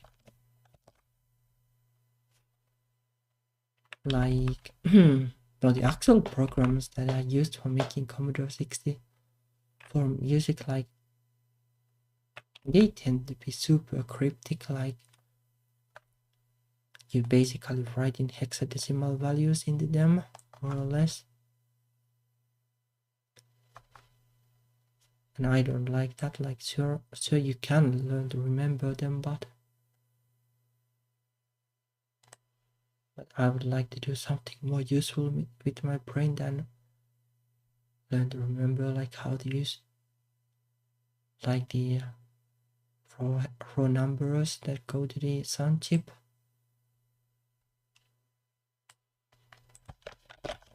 Okay, so does it break?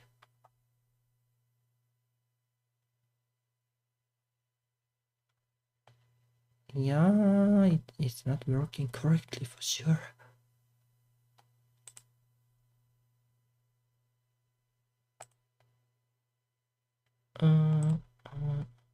Which one was it again?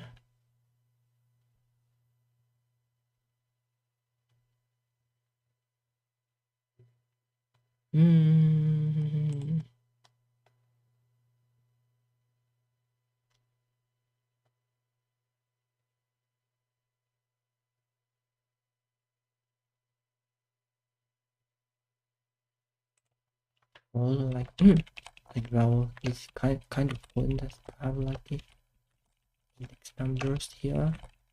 I don't know why I did that.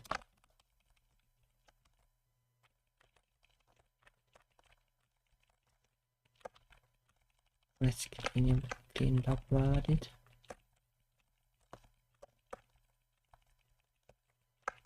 Like yeah, sometimes when you're coding, you just you go for the thing that you think is the most obvious one, and then sometimes it turns out it was pretty wasteful.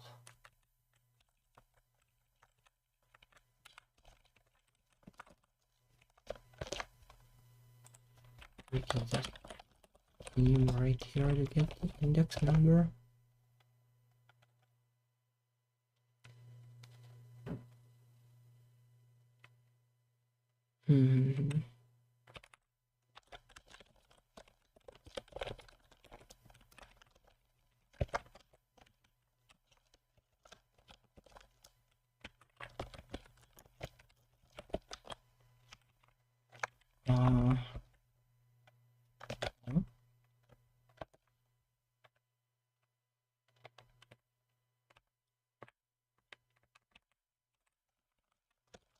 I kind of want the values for debugging purposes. Like maybe I can like generate an error if the value doesn't make sense.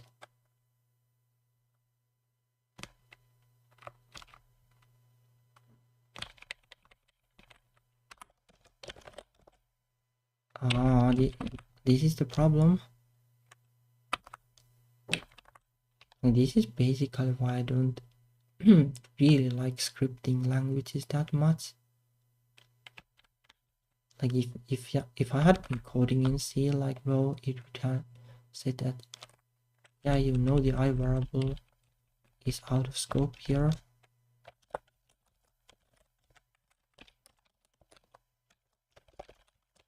Well,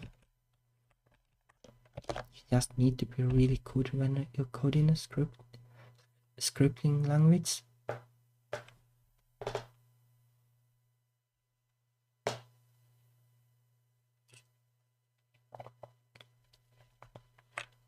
No, like well, they are good for like prototyping and this kind of like quick and dirty tool development, but I wouldn't write like a big application in a scripting language. I would go nuts pretty soon because I would just be terrified that like silly mistakes like that or even typos would sneak in somewhere and it would take like forever for them to surface. But eventually, well, they would surface and then break the game or application or whatever. So I guess you can do unit testing, but well, I don't know. It's nice though that the compiler helps you with languages like C or Java.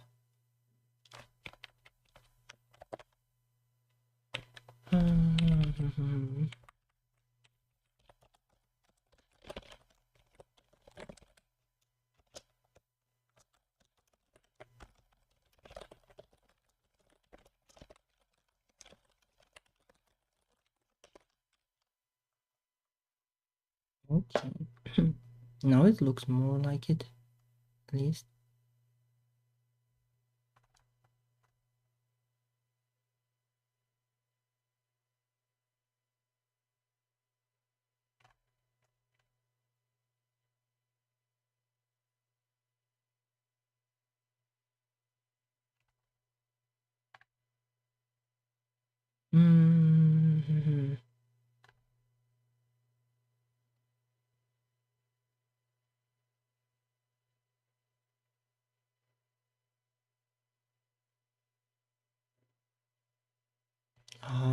Why do I do that there?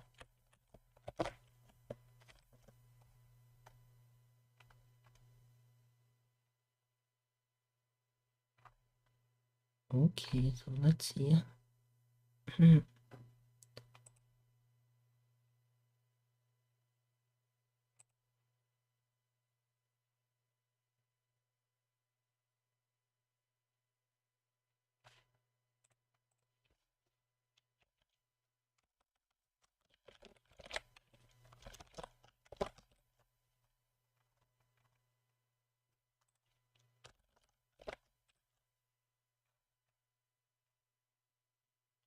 Alright. Oh, I guess like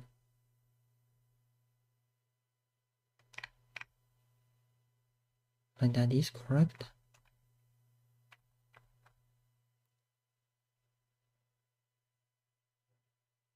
Look for to put one in this and then this would probably be the right one.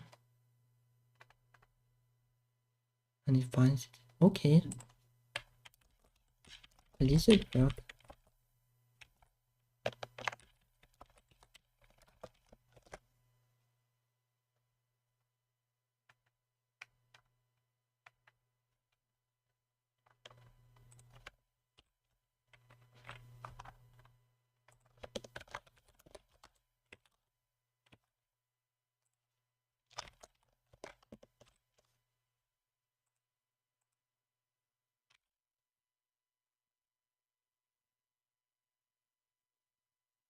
But like I guess like the now like if you want to do something really precise you have to cancel like this list.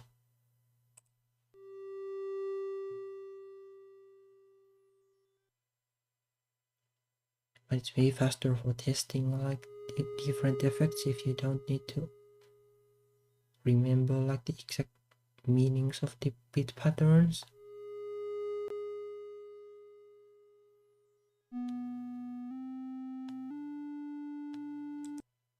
Yeah, it seems to work like before.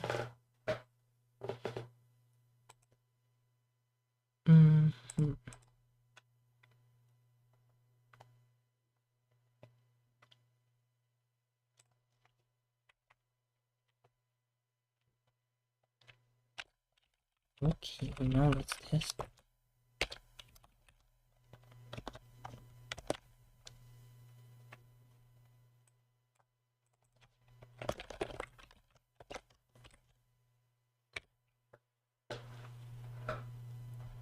Yeah, wish you could somehow like start the emulator faster.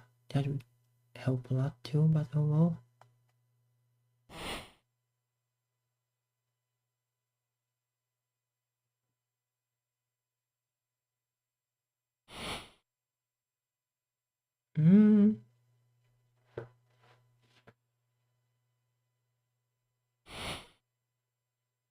Sounds like sweeping the floor.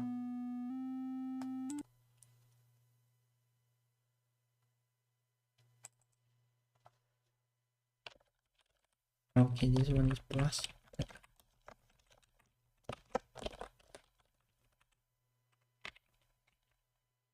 I guess this effect would come handy in, like as a sound effect.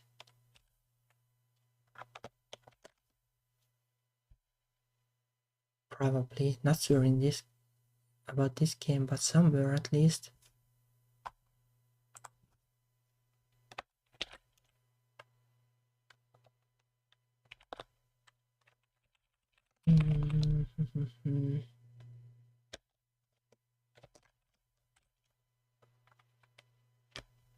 What if I make the meal shorter? It could be that you need like the filters to actually make a good drum. And I would have to figure out how the filters actually work. Oh, that's actually better at least.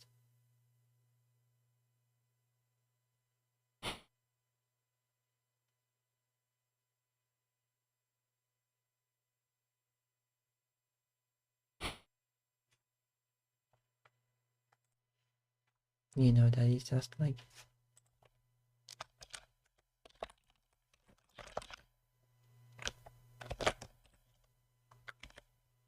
the usual sound effect. Could be like a walking sound too, but might be a bit annoying.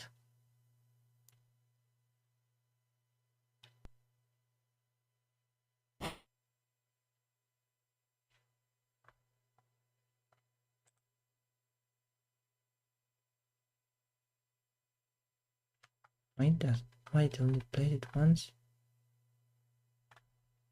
Maybe you need to kill it like after everyone is. Because it thinks that well the note is uneven how sustainable it is zero.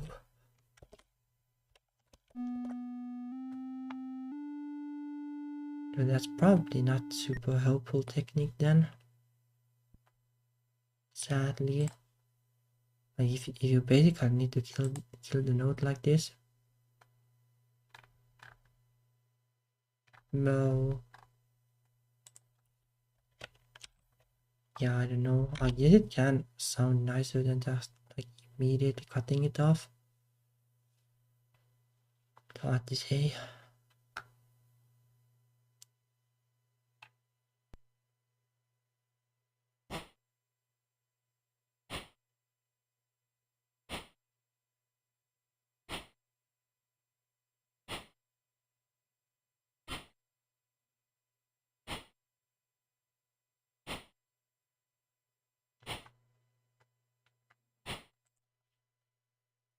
Yeah, I guess. Did tempo thingy work already?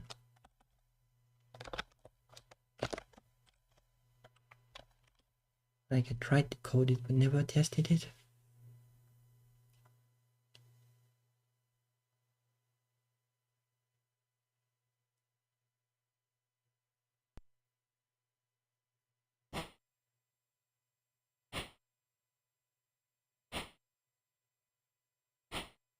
Nah. I don't know if it's a little faster, but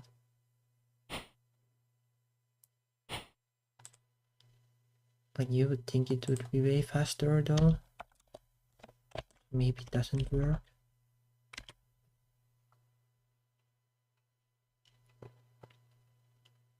Like the tempo thing is basically supposed to test like how many frames there are need to be between like the new nodes.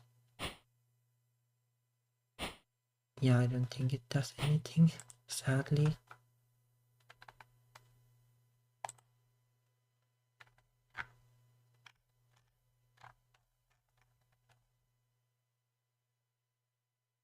Wow.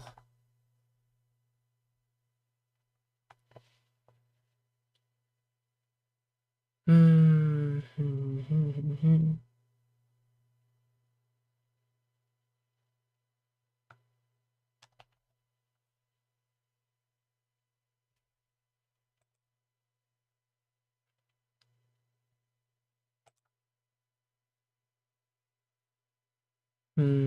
Yeah, I guess it.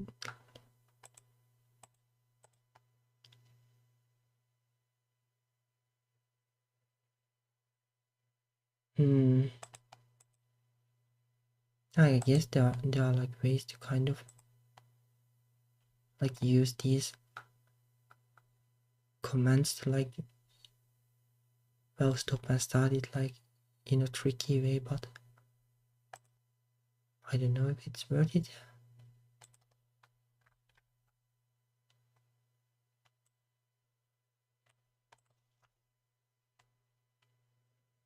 Hmm.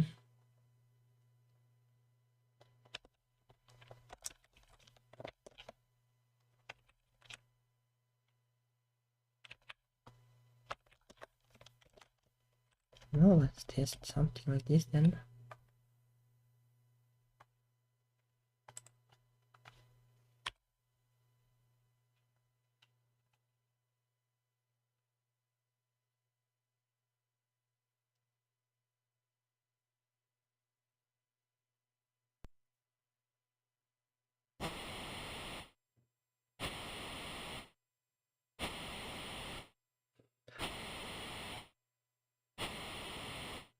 That is kind of there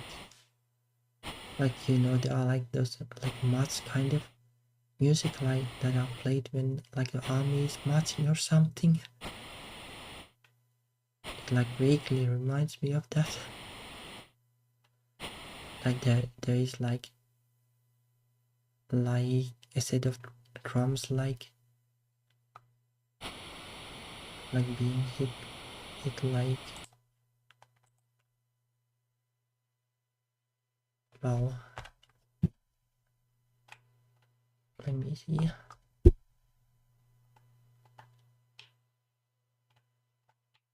like, well, something like that.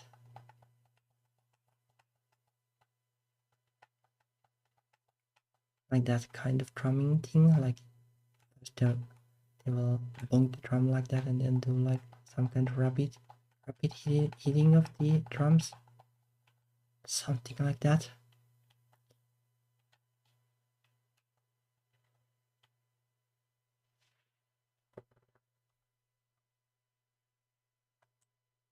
Okay, then I have another question. Can you combine like triangular noise? Like you couldn't combine like all of them, that much I remember from the last time.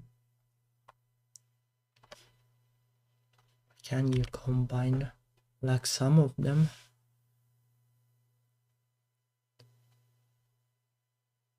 Or do you just need to make like two different instruments and play them on different channels?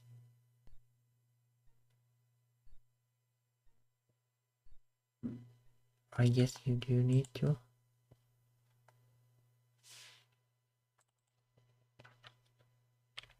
Well, hmm.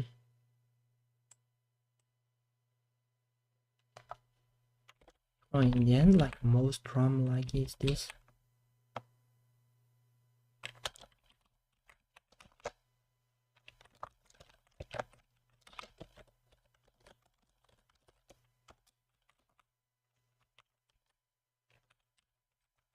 Well, I guess the release can be zero because it's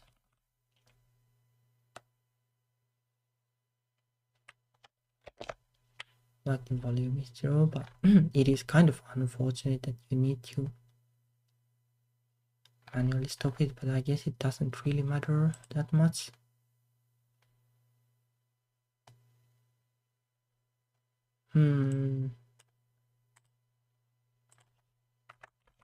Now like another question I have is like how this rectangle waveform works. Like it can probably be good for drums too.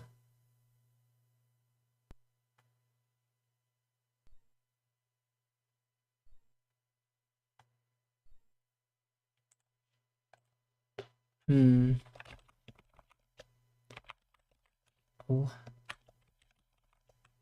actually set this to 15 first.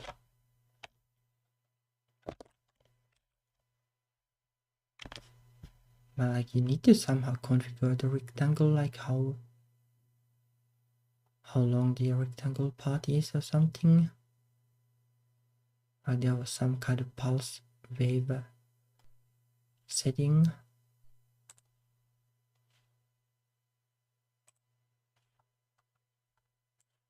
Okay, let me do some searching.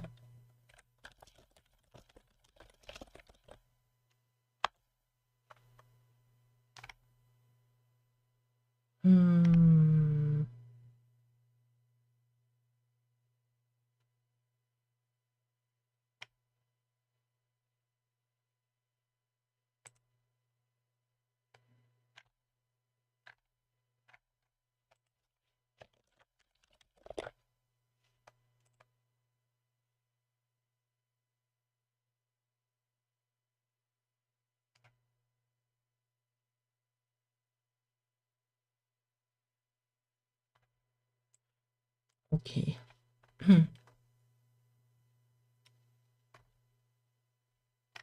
This is this is some kind of fancy here.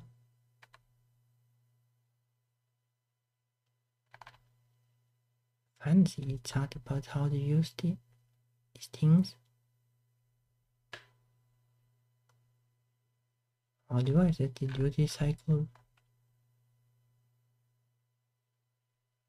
Oh, I guess this shows how like the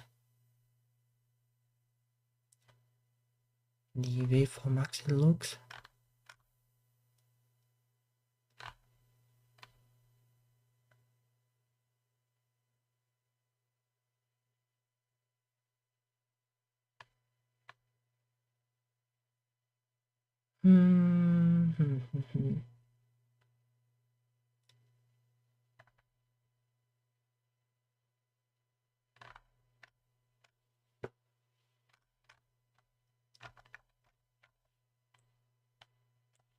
Okay.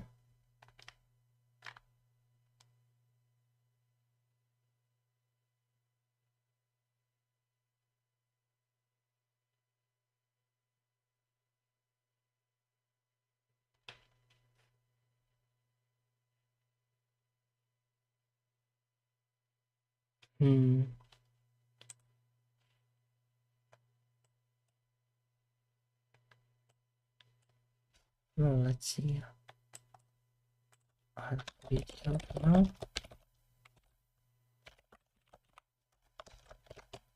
Again, like this is something I haven't tested at all, but I'm not sure like how the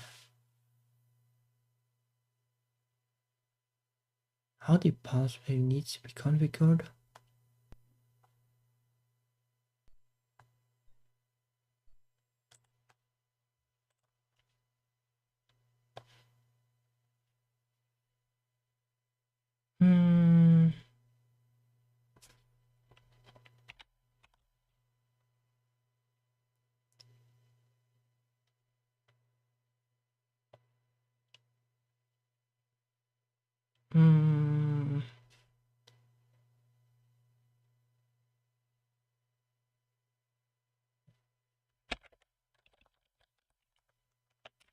Oh, I guess you can't put that in the JSON file, but I'll get the calculator.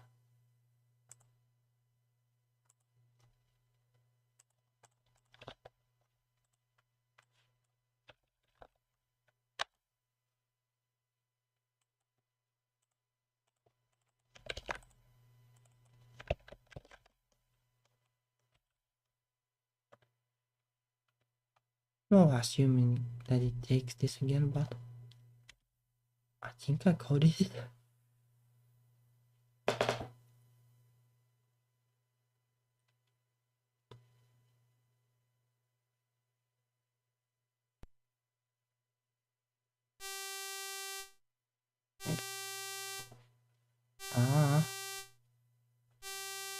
Okay.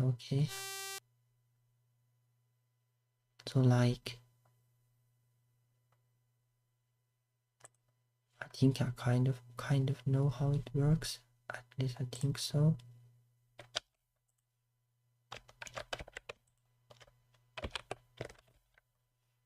Basically,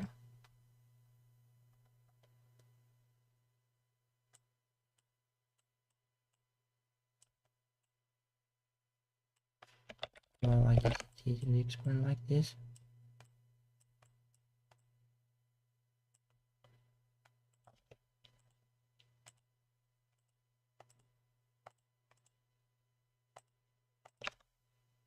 This is basically number 5.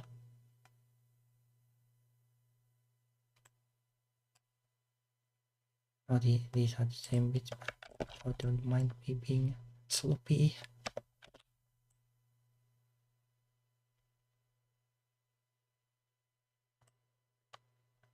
Like, well, hexadecimal number 5.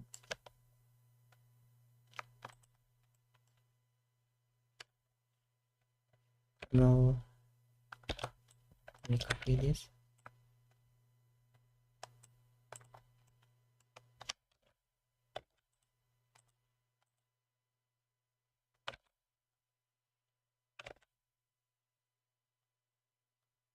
Wonder what would be an interesting pattern. Yes, like technically you can like put like different kind of like shapes like one after another. I first thought that like the pulse thing here would just be like, well, basically say that how long like these spikes are, and this is a square wave. But I guess you can basically do something like this.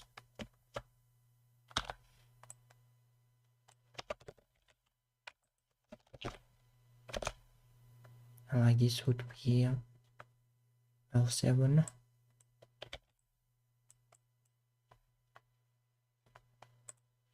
But if it works like that, then well, I'm going to change how this is handled, because no way I'm going to manually convert this every time. So let's see.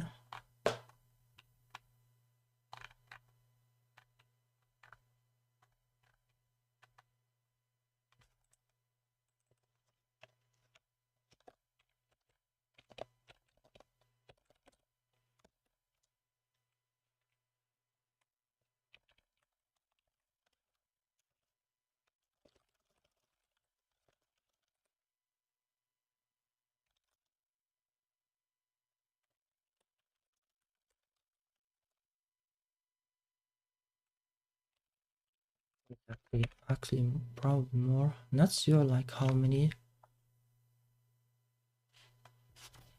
matter, but you would think that all 16 bits matter, because the like this documentation doesn't say anything but this. Like based on this documentation, you basically have like no idea what it does.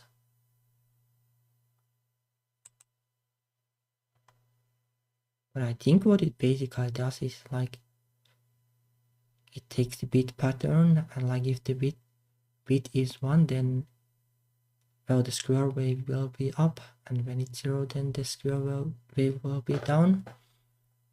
So like if you make like 1 0 1 0 1 0 pattern, then like, well, you will get that kind of buzzing sound. And if you make like different kind of patterns, you get different kind of sounds.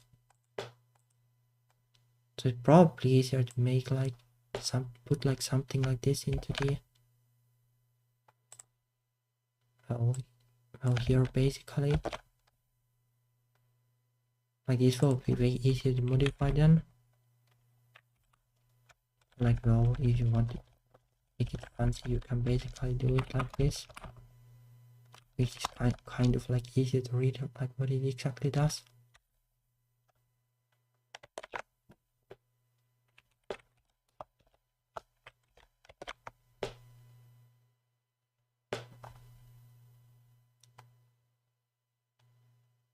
Well, I have no idea like which direction it reads this, or whether it even matters. I'll try to code something that takes this and then makes like the bit pattern out of it.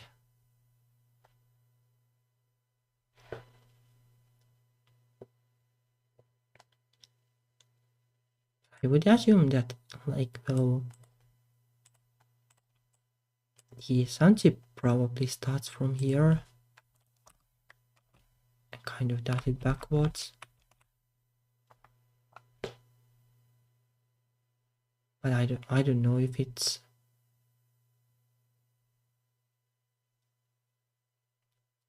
really makes a difference. Like I guess it can make a difference in some kind of patterns, but I don't know if my ears are good enough to make the difference.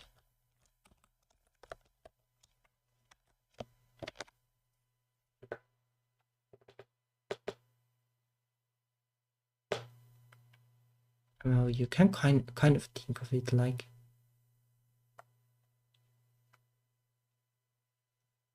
a wave that goes a little slowly first and then starts to go faster.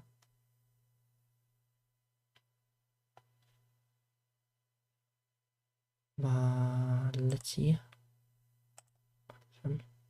Yes, I can hide that one for now.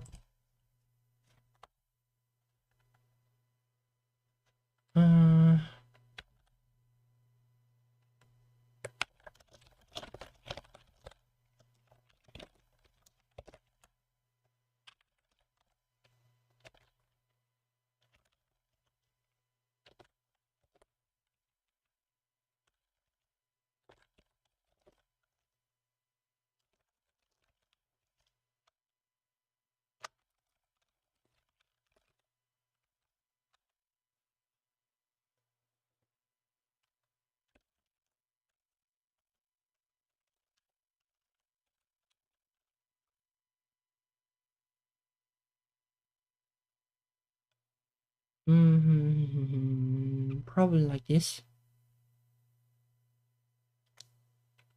If I want to like rotate it, then like this.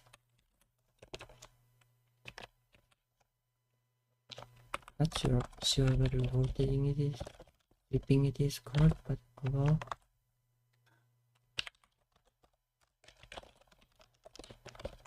Then let's do the sloppy test to see whether it actually makes sense.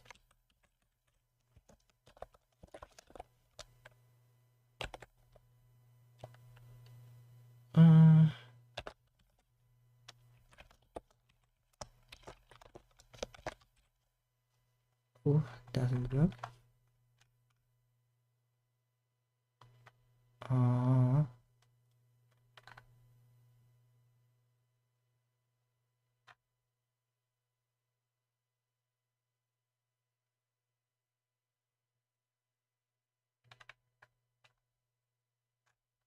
What does it think like in terms of numbers that it is?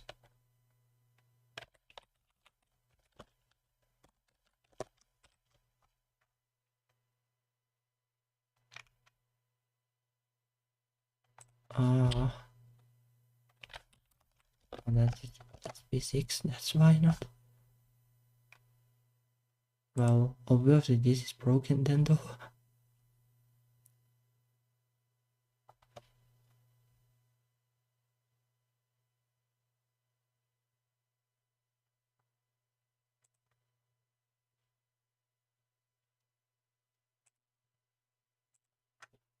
Well, I guess the question is, do I even remember how this is done in Python?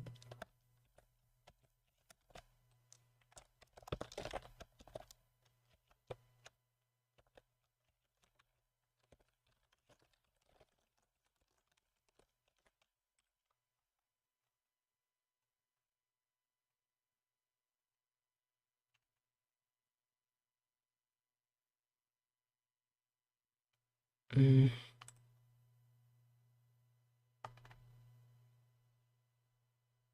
Oh,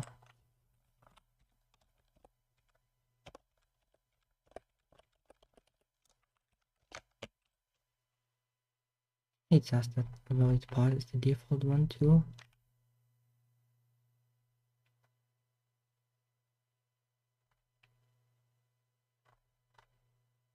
Oh, I assume that it works like that.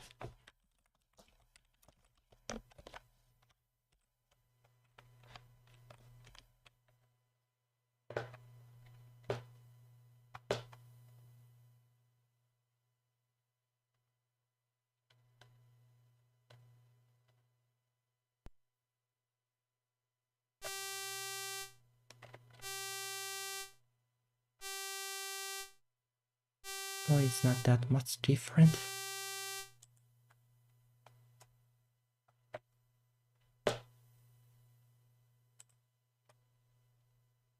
I guess you could change it like on the fly too. Like basically you could like make some kind of really chunky like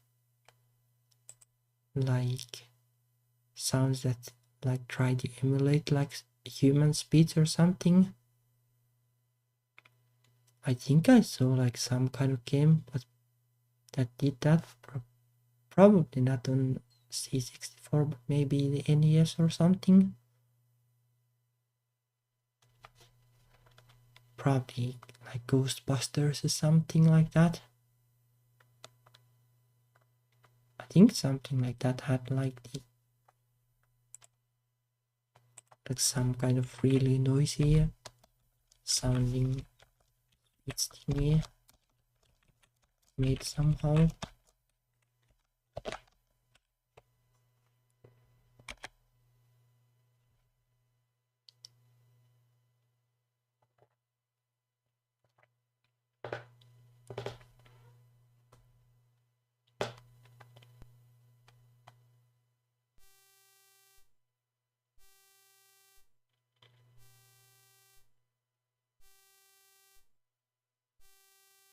Can't hear anything somehow.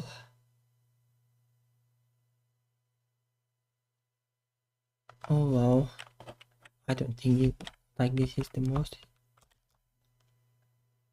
useful kind of feature anyway.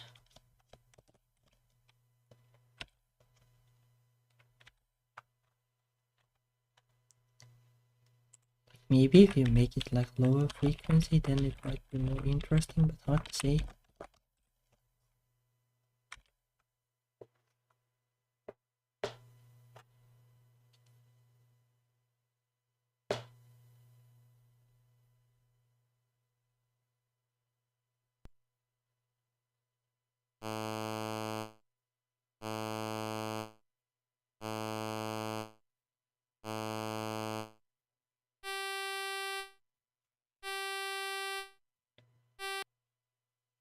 Well, like with the lower frequency it's more like an instrument at least. Like sounds like a sax or an oboe or something.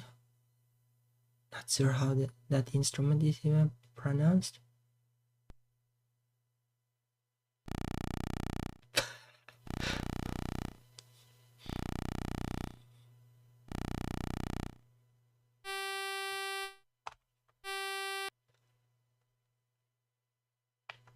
Yep, that is the classic one.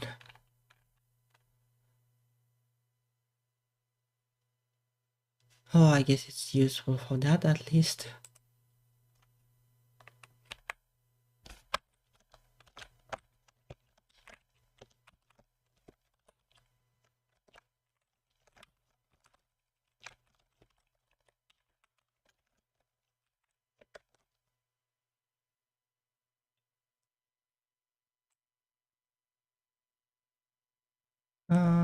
What other waveforms were even there? Uh, so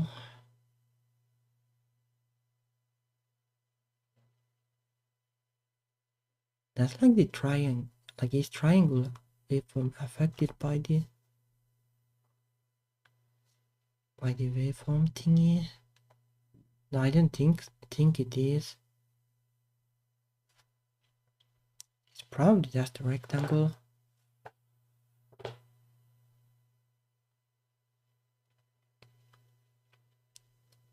Then like these were somehow related, like if you have like something going in like channel 3.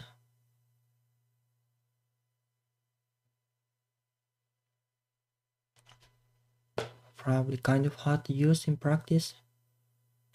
Like in practice, you probably want to, like the easiest way around is to use like instruments 1 and 2 for music, and then instrument 3 for sound effects. Obviously, if you don't need like sound effects, then use everything for music. But then like, well, it's kind of hard to use synchronization or ring modulation with channel 3. Well, unless you use channel 2 and 3 for music, but not sure like how you can benefit from this really.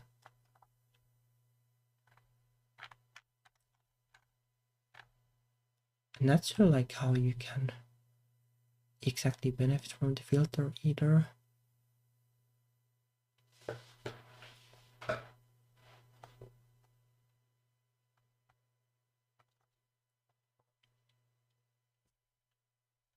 Well, yeah, I probably won't try this time because it is likely to take a lot of research to get it working properly, because I have no idea. Like I know how filters work, but I'm not sure what, like how the frequency values work, for example. Now, unless they are the same as with the instrument. I don't think, because it says that it doesn't use all the bits.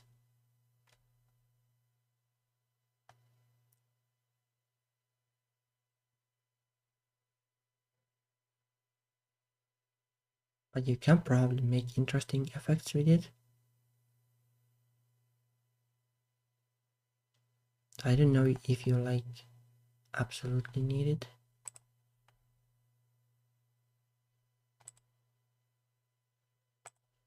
Let me see.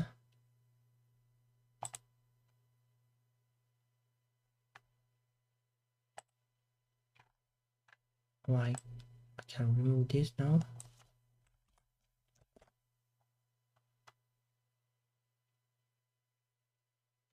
And this is basically, well,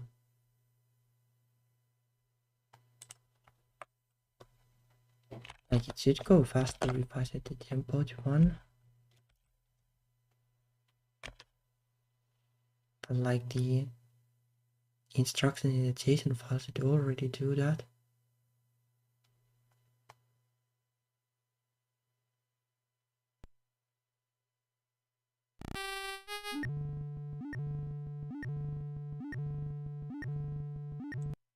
Oh, it goes faster, so it's, well, just the fault of the JSON file not doing the right thing. Although I do that to this.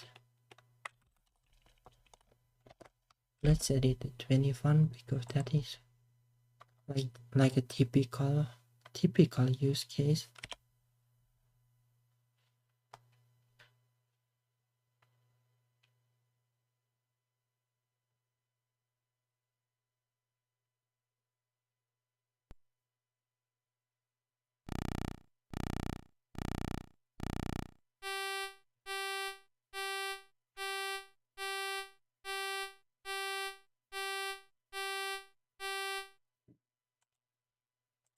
Well, that is faster at least.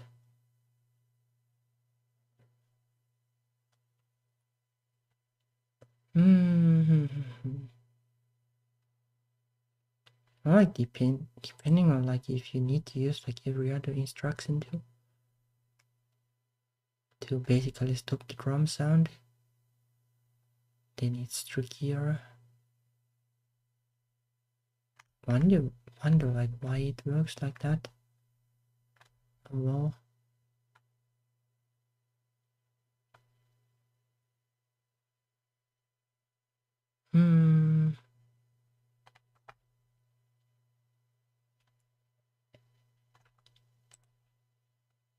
Oh well. Let's try to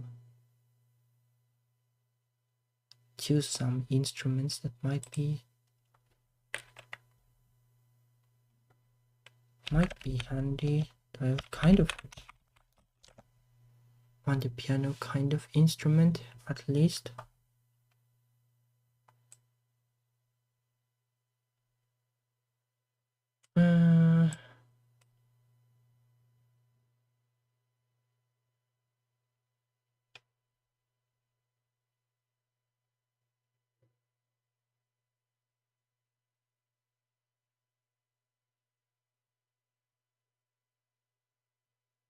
I guess you like even then like you need to manually stop it basically.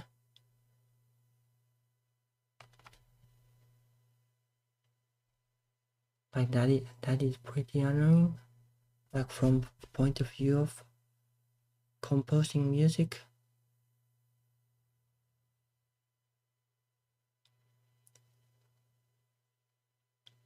Like you would probably want some kind of timer that does that automatically.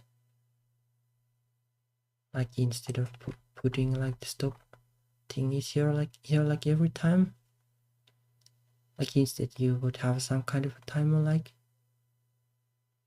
now stop me when the timer reaches 0 basically.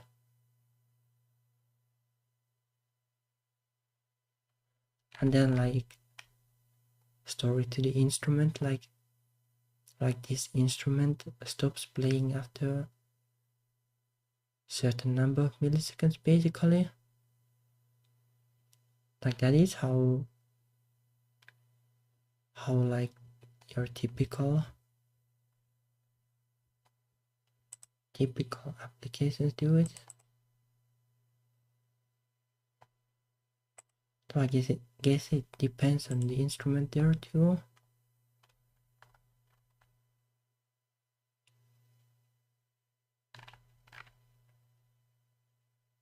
Oh, well, let's just do it manually for now, I guess.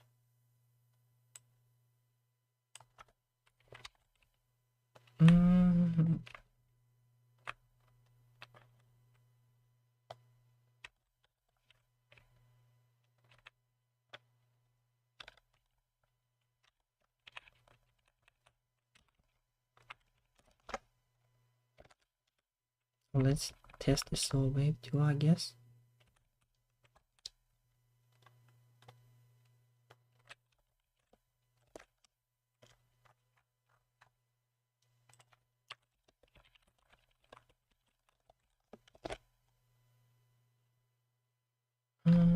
Something like this.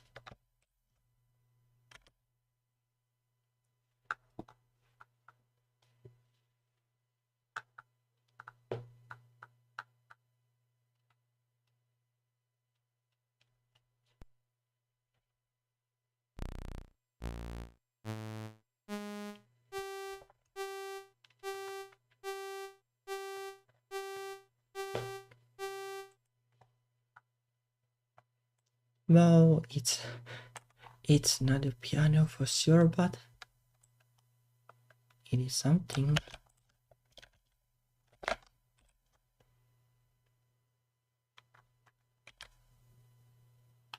I actually wonder how that goes.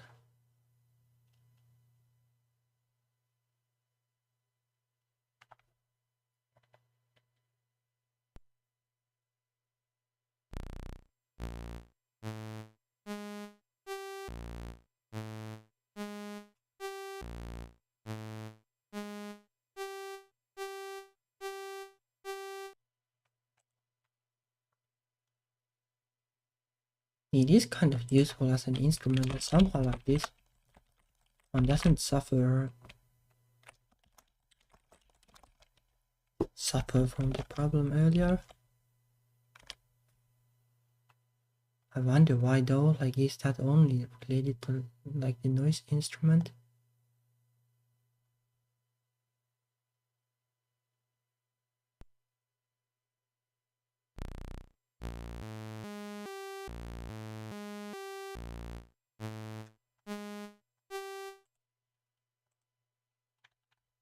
Yeah, it does work, but I'm not sure what instrument it is.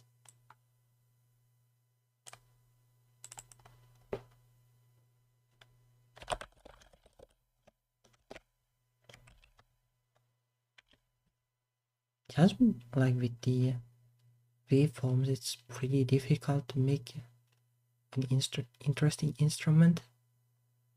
Like I think you need some kind of fancier tricks.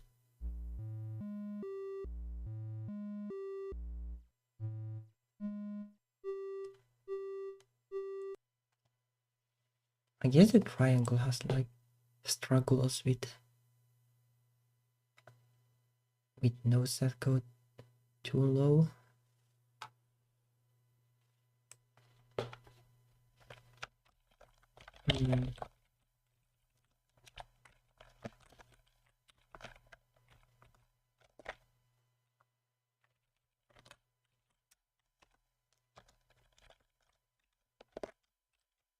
Wonder like if all the beats of the pulse pattern are actually used.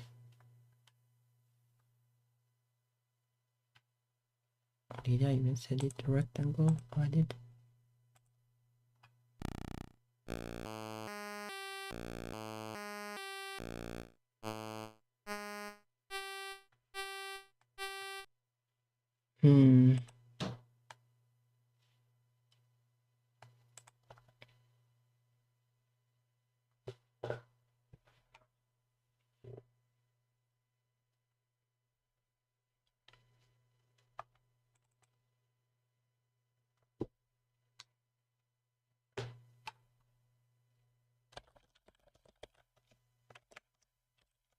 I think like triangle is like the most pleasant one, but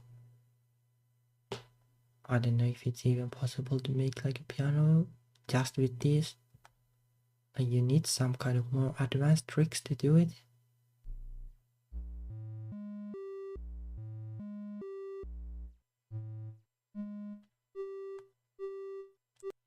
But at least I can imagine like making music with this instrument.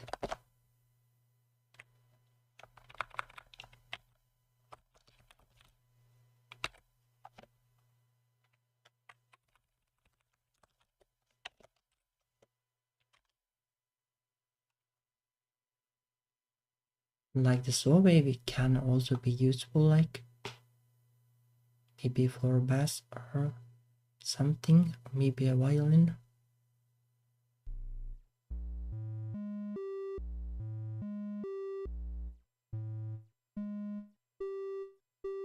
I don't know, like this is better as bass though.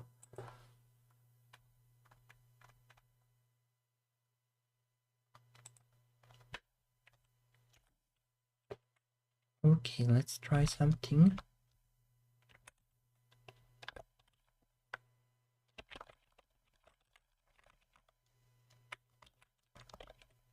B sharp 4, B4, C4, G3, A sharp 3, basically something like that.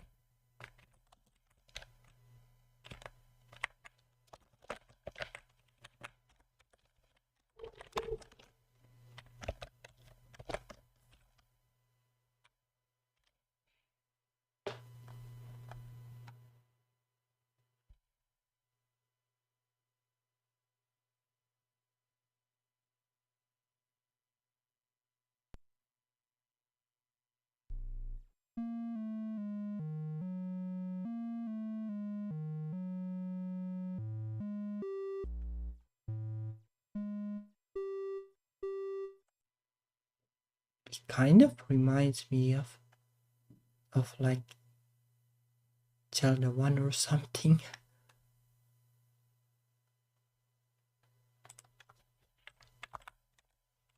Can I make the flute do something interesting while at it?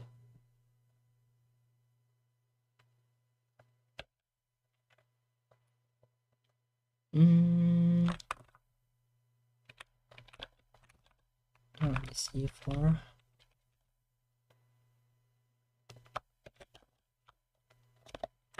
Maybe like this.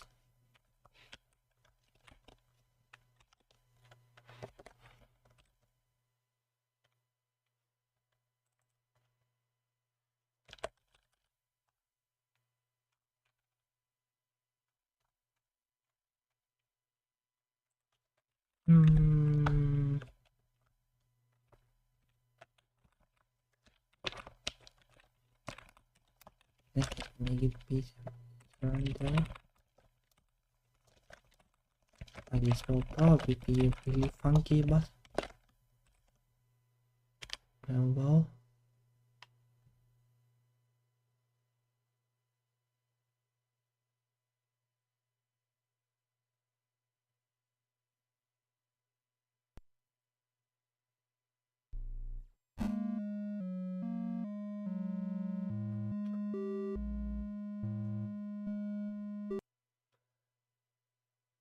Yeah, I don't know about that.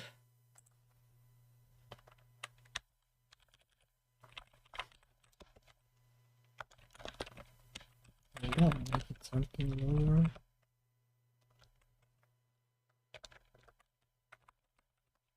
Like there is too much going on. I don't know. Probably not drum's fault though. If the drum is even a drum. Oh, it should be a drum.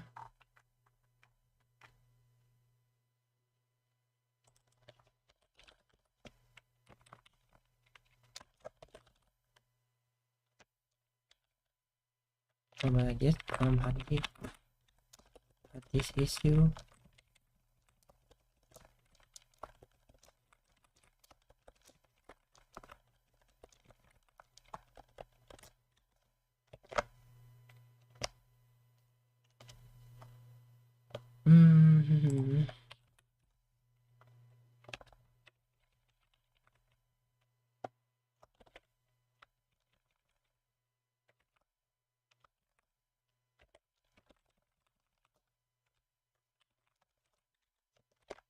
No, something like this.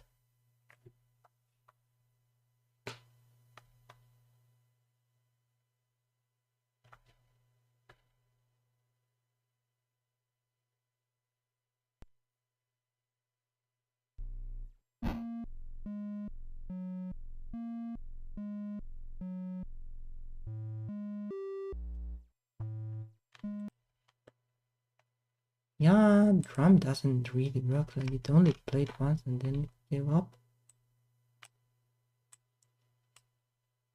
Oh well.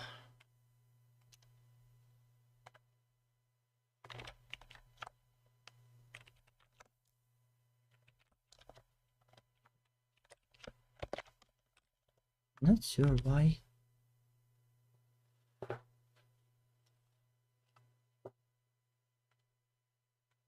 Wasn't too long of a solo, it was just one instrument.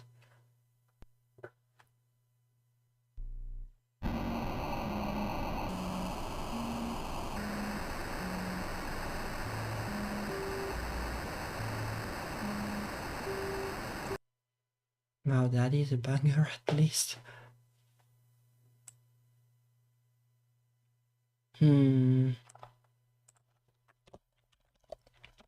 Can I set the sustain 1 and will it work then? Maybe it's because of release is 0.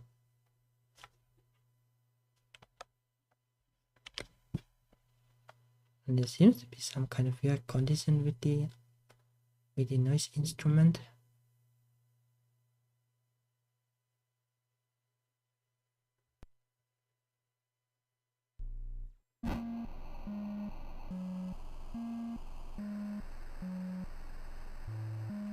Yeah, pretty much.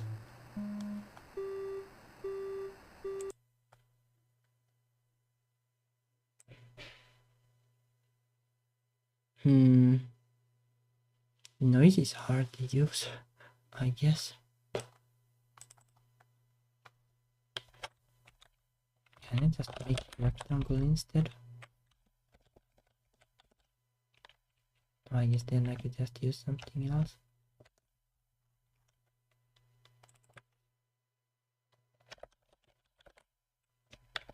Oh, I guess this also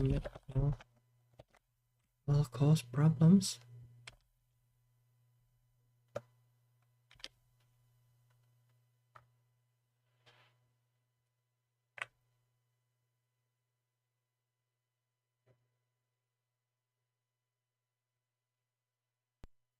But this system works in principle.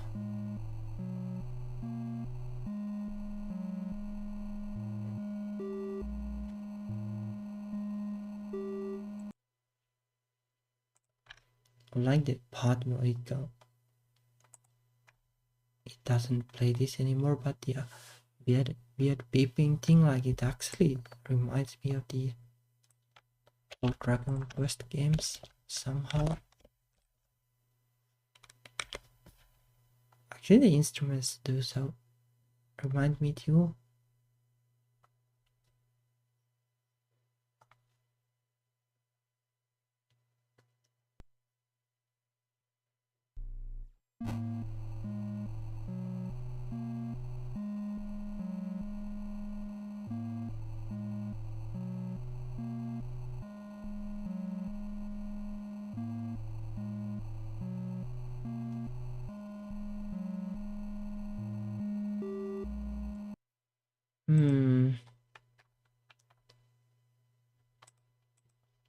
But yeah, I don't know. I don't really like these instruments. Like they aren't retro enough.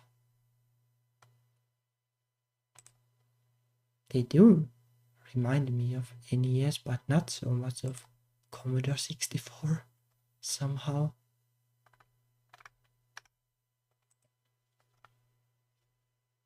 Although I think at least in principle this works. I probably had to figure out like how to use the filter. Like that is probably what is missing here.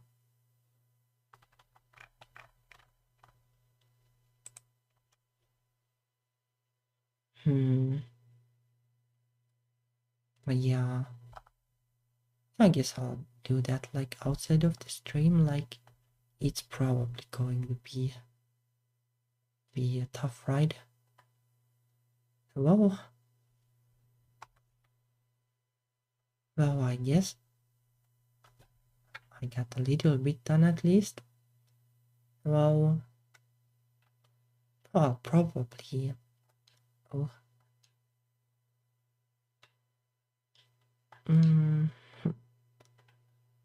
I'll probably call it a day here because I need to make the patron build of the next big thingy. Yeah, I got some funky sounds made at least. Yeah, it's kind of like though.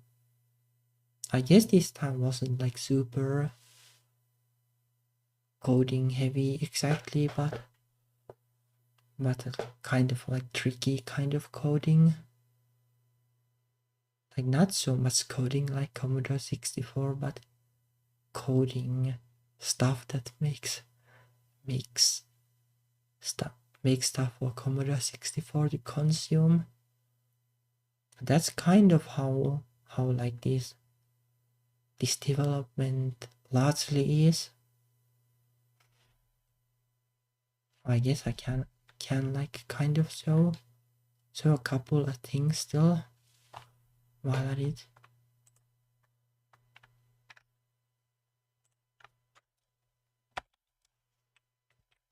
Let me see if this benchmark thingy still works. It would be interesting to know how long like the how much CPU time the music playback takes, but probably not too much.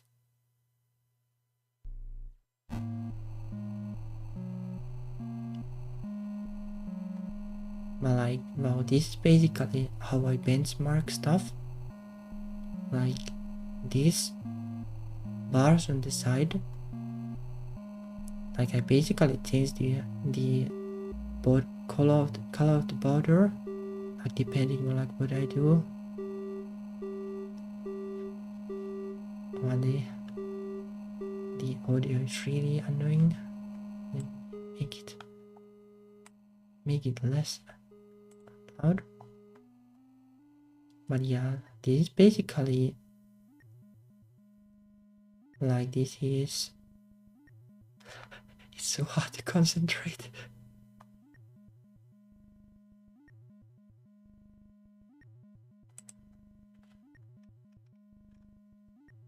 Let me just disable it.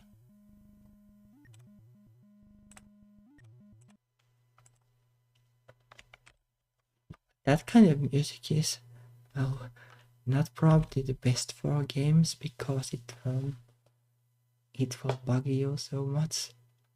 And usually you want something chiller than something exciting, depending on the situation. But yeah, like basically like change the color of the border, like in the benchmark, like depending on which part of the calculation it is doing. Like basically the idea is to get like all the calculation done, well, before the screen wraps.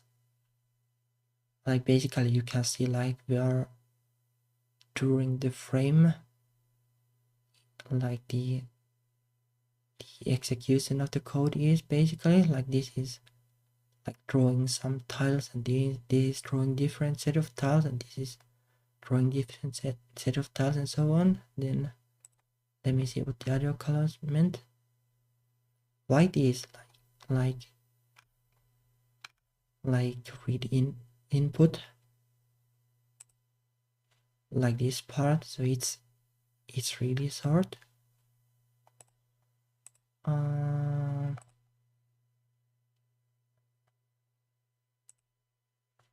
Violet and blue are like the physics simulation, like, well, whether you like follow jump, and well, like green is to the sides basically.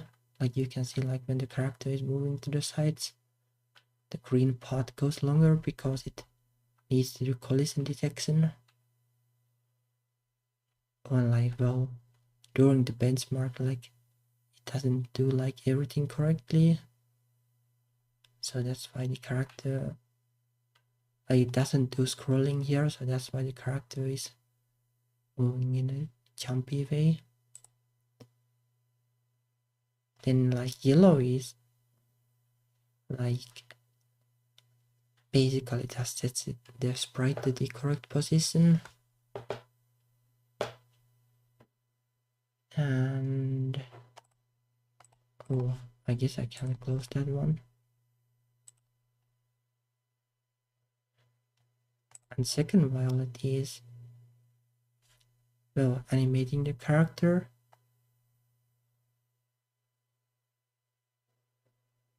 Oh, so many windows. Yeah, basically you can see that all of these are like really short. Yeah, don't mind the part that goes beyond, like over there, like these go all the way through too, but the screen area is blocking it. So you can see that like graphics take the waste majority of time here. And like this is the, well, this is the original like updating the player position thingy, or the sprite position. Well, it is simple code, right? So let's use that instead of this huge bunch of code.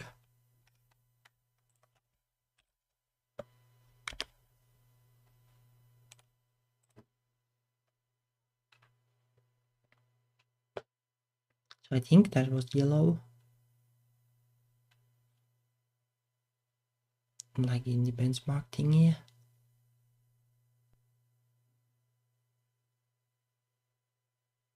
Now like the yellow is way longer. Like previously it was like 1 or 2 lines. But now it's like 3 times slower.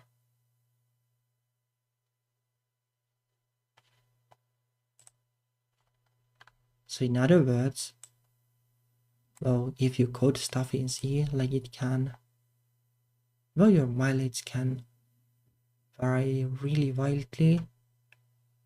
And if you code it in assembly, well, if you code it skillfully in assembly, I guess it can be way faster.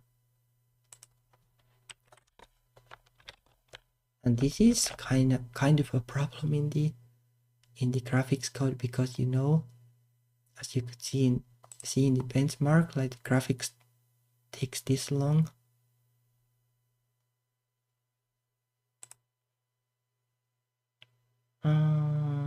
Let me see.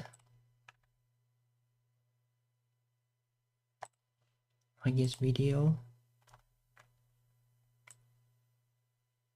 But you know, like this graphics code is really terrible. Like nobody is going to write this manually, although I guess back in the day people did.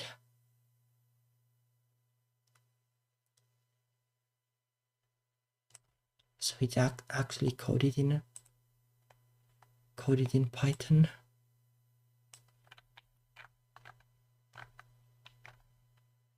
And yeah, there are like the amount of optimization you need to do to just render the graphics quickly enough. Let me see. Oh yeah, here is a part that you self-modifying code, because it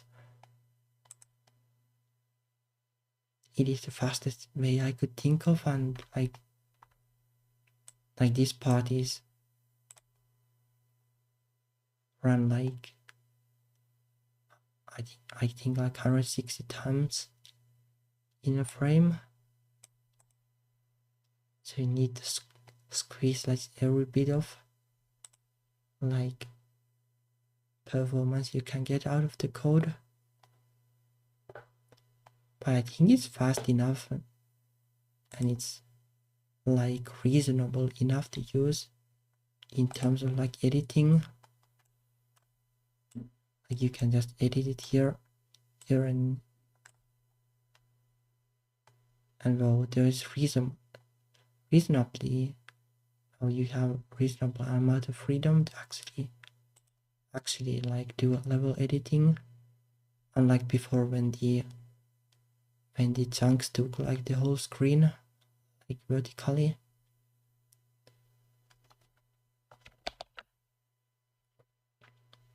So like this this is like the best kind of like performance to usability compromise that I could think of.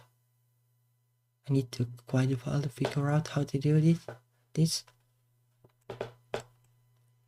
But I think like this is feasible enough for making some kind of game. And I do have the music thingy now too. Oh yeah, of course, like this thingy has limitations too, because it's like this only. But if you combine it in the right way with these tiles, then you can have, well, reasonably many of those. You can probably make something useful.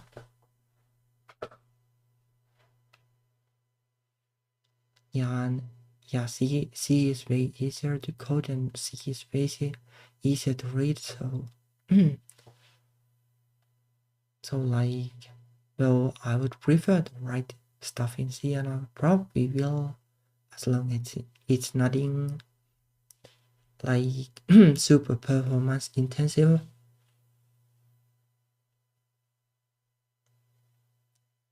But yeah, I guess I have like pretty good stuff going in terms of getting a game made. Still probably need to work on the music thingy, and then actually figure out like the actual gameplay.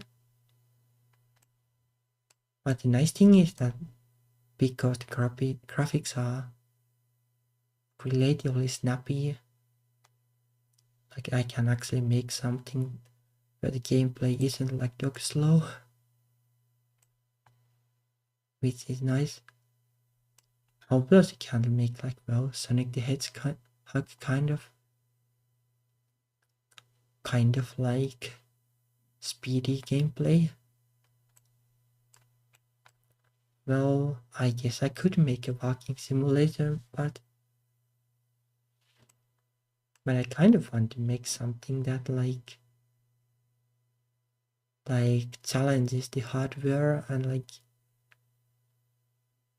like uses it in a way that somehow will impress people, at least. Like, well, probably in terms of like having big levels. Like, you know, these levels can be pretty big. And you can have multiple of them because I can compress and uncompress files so well.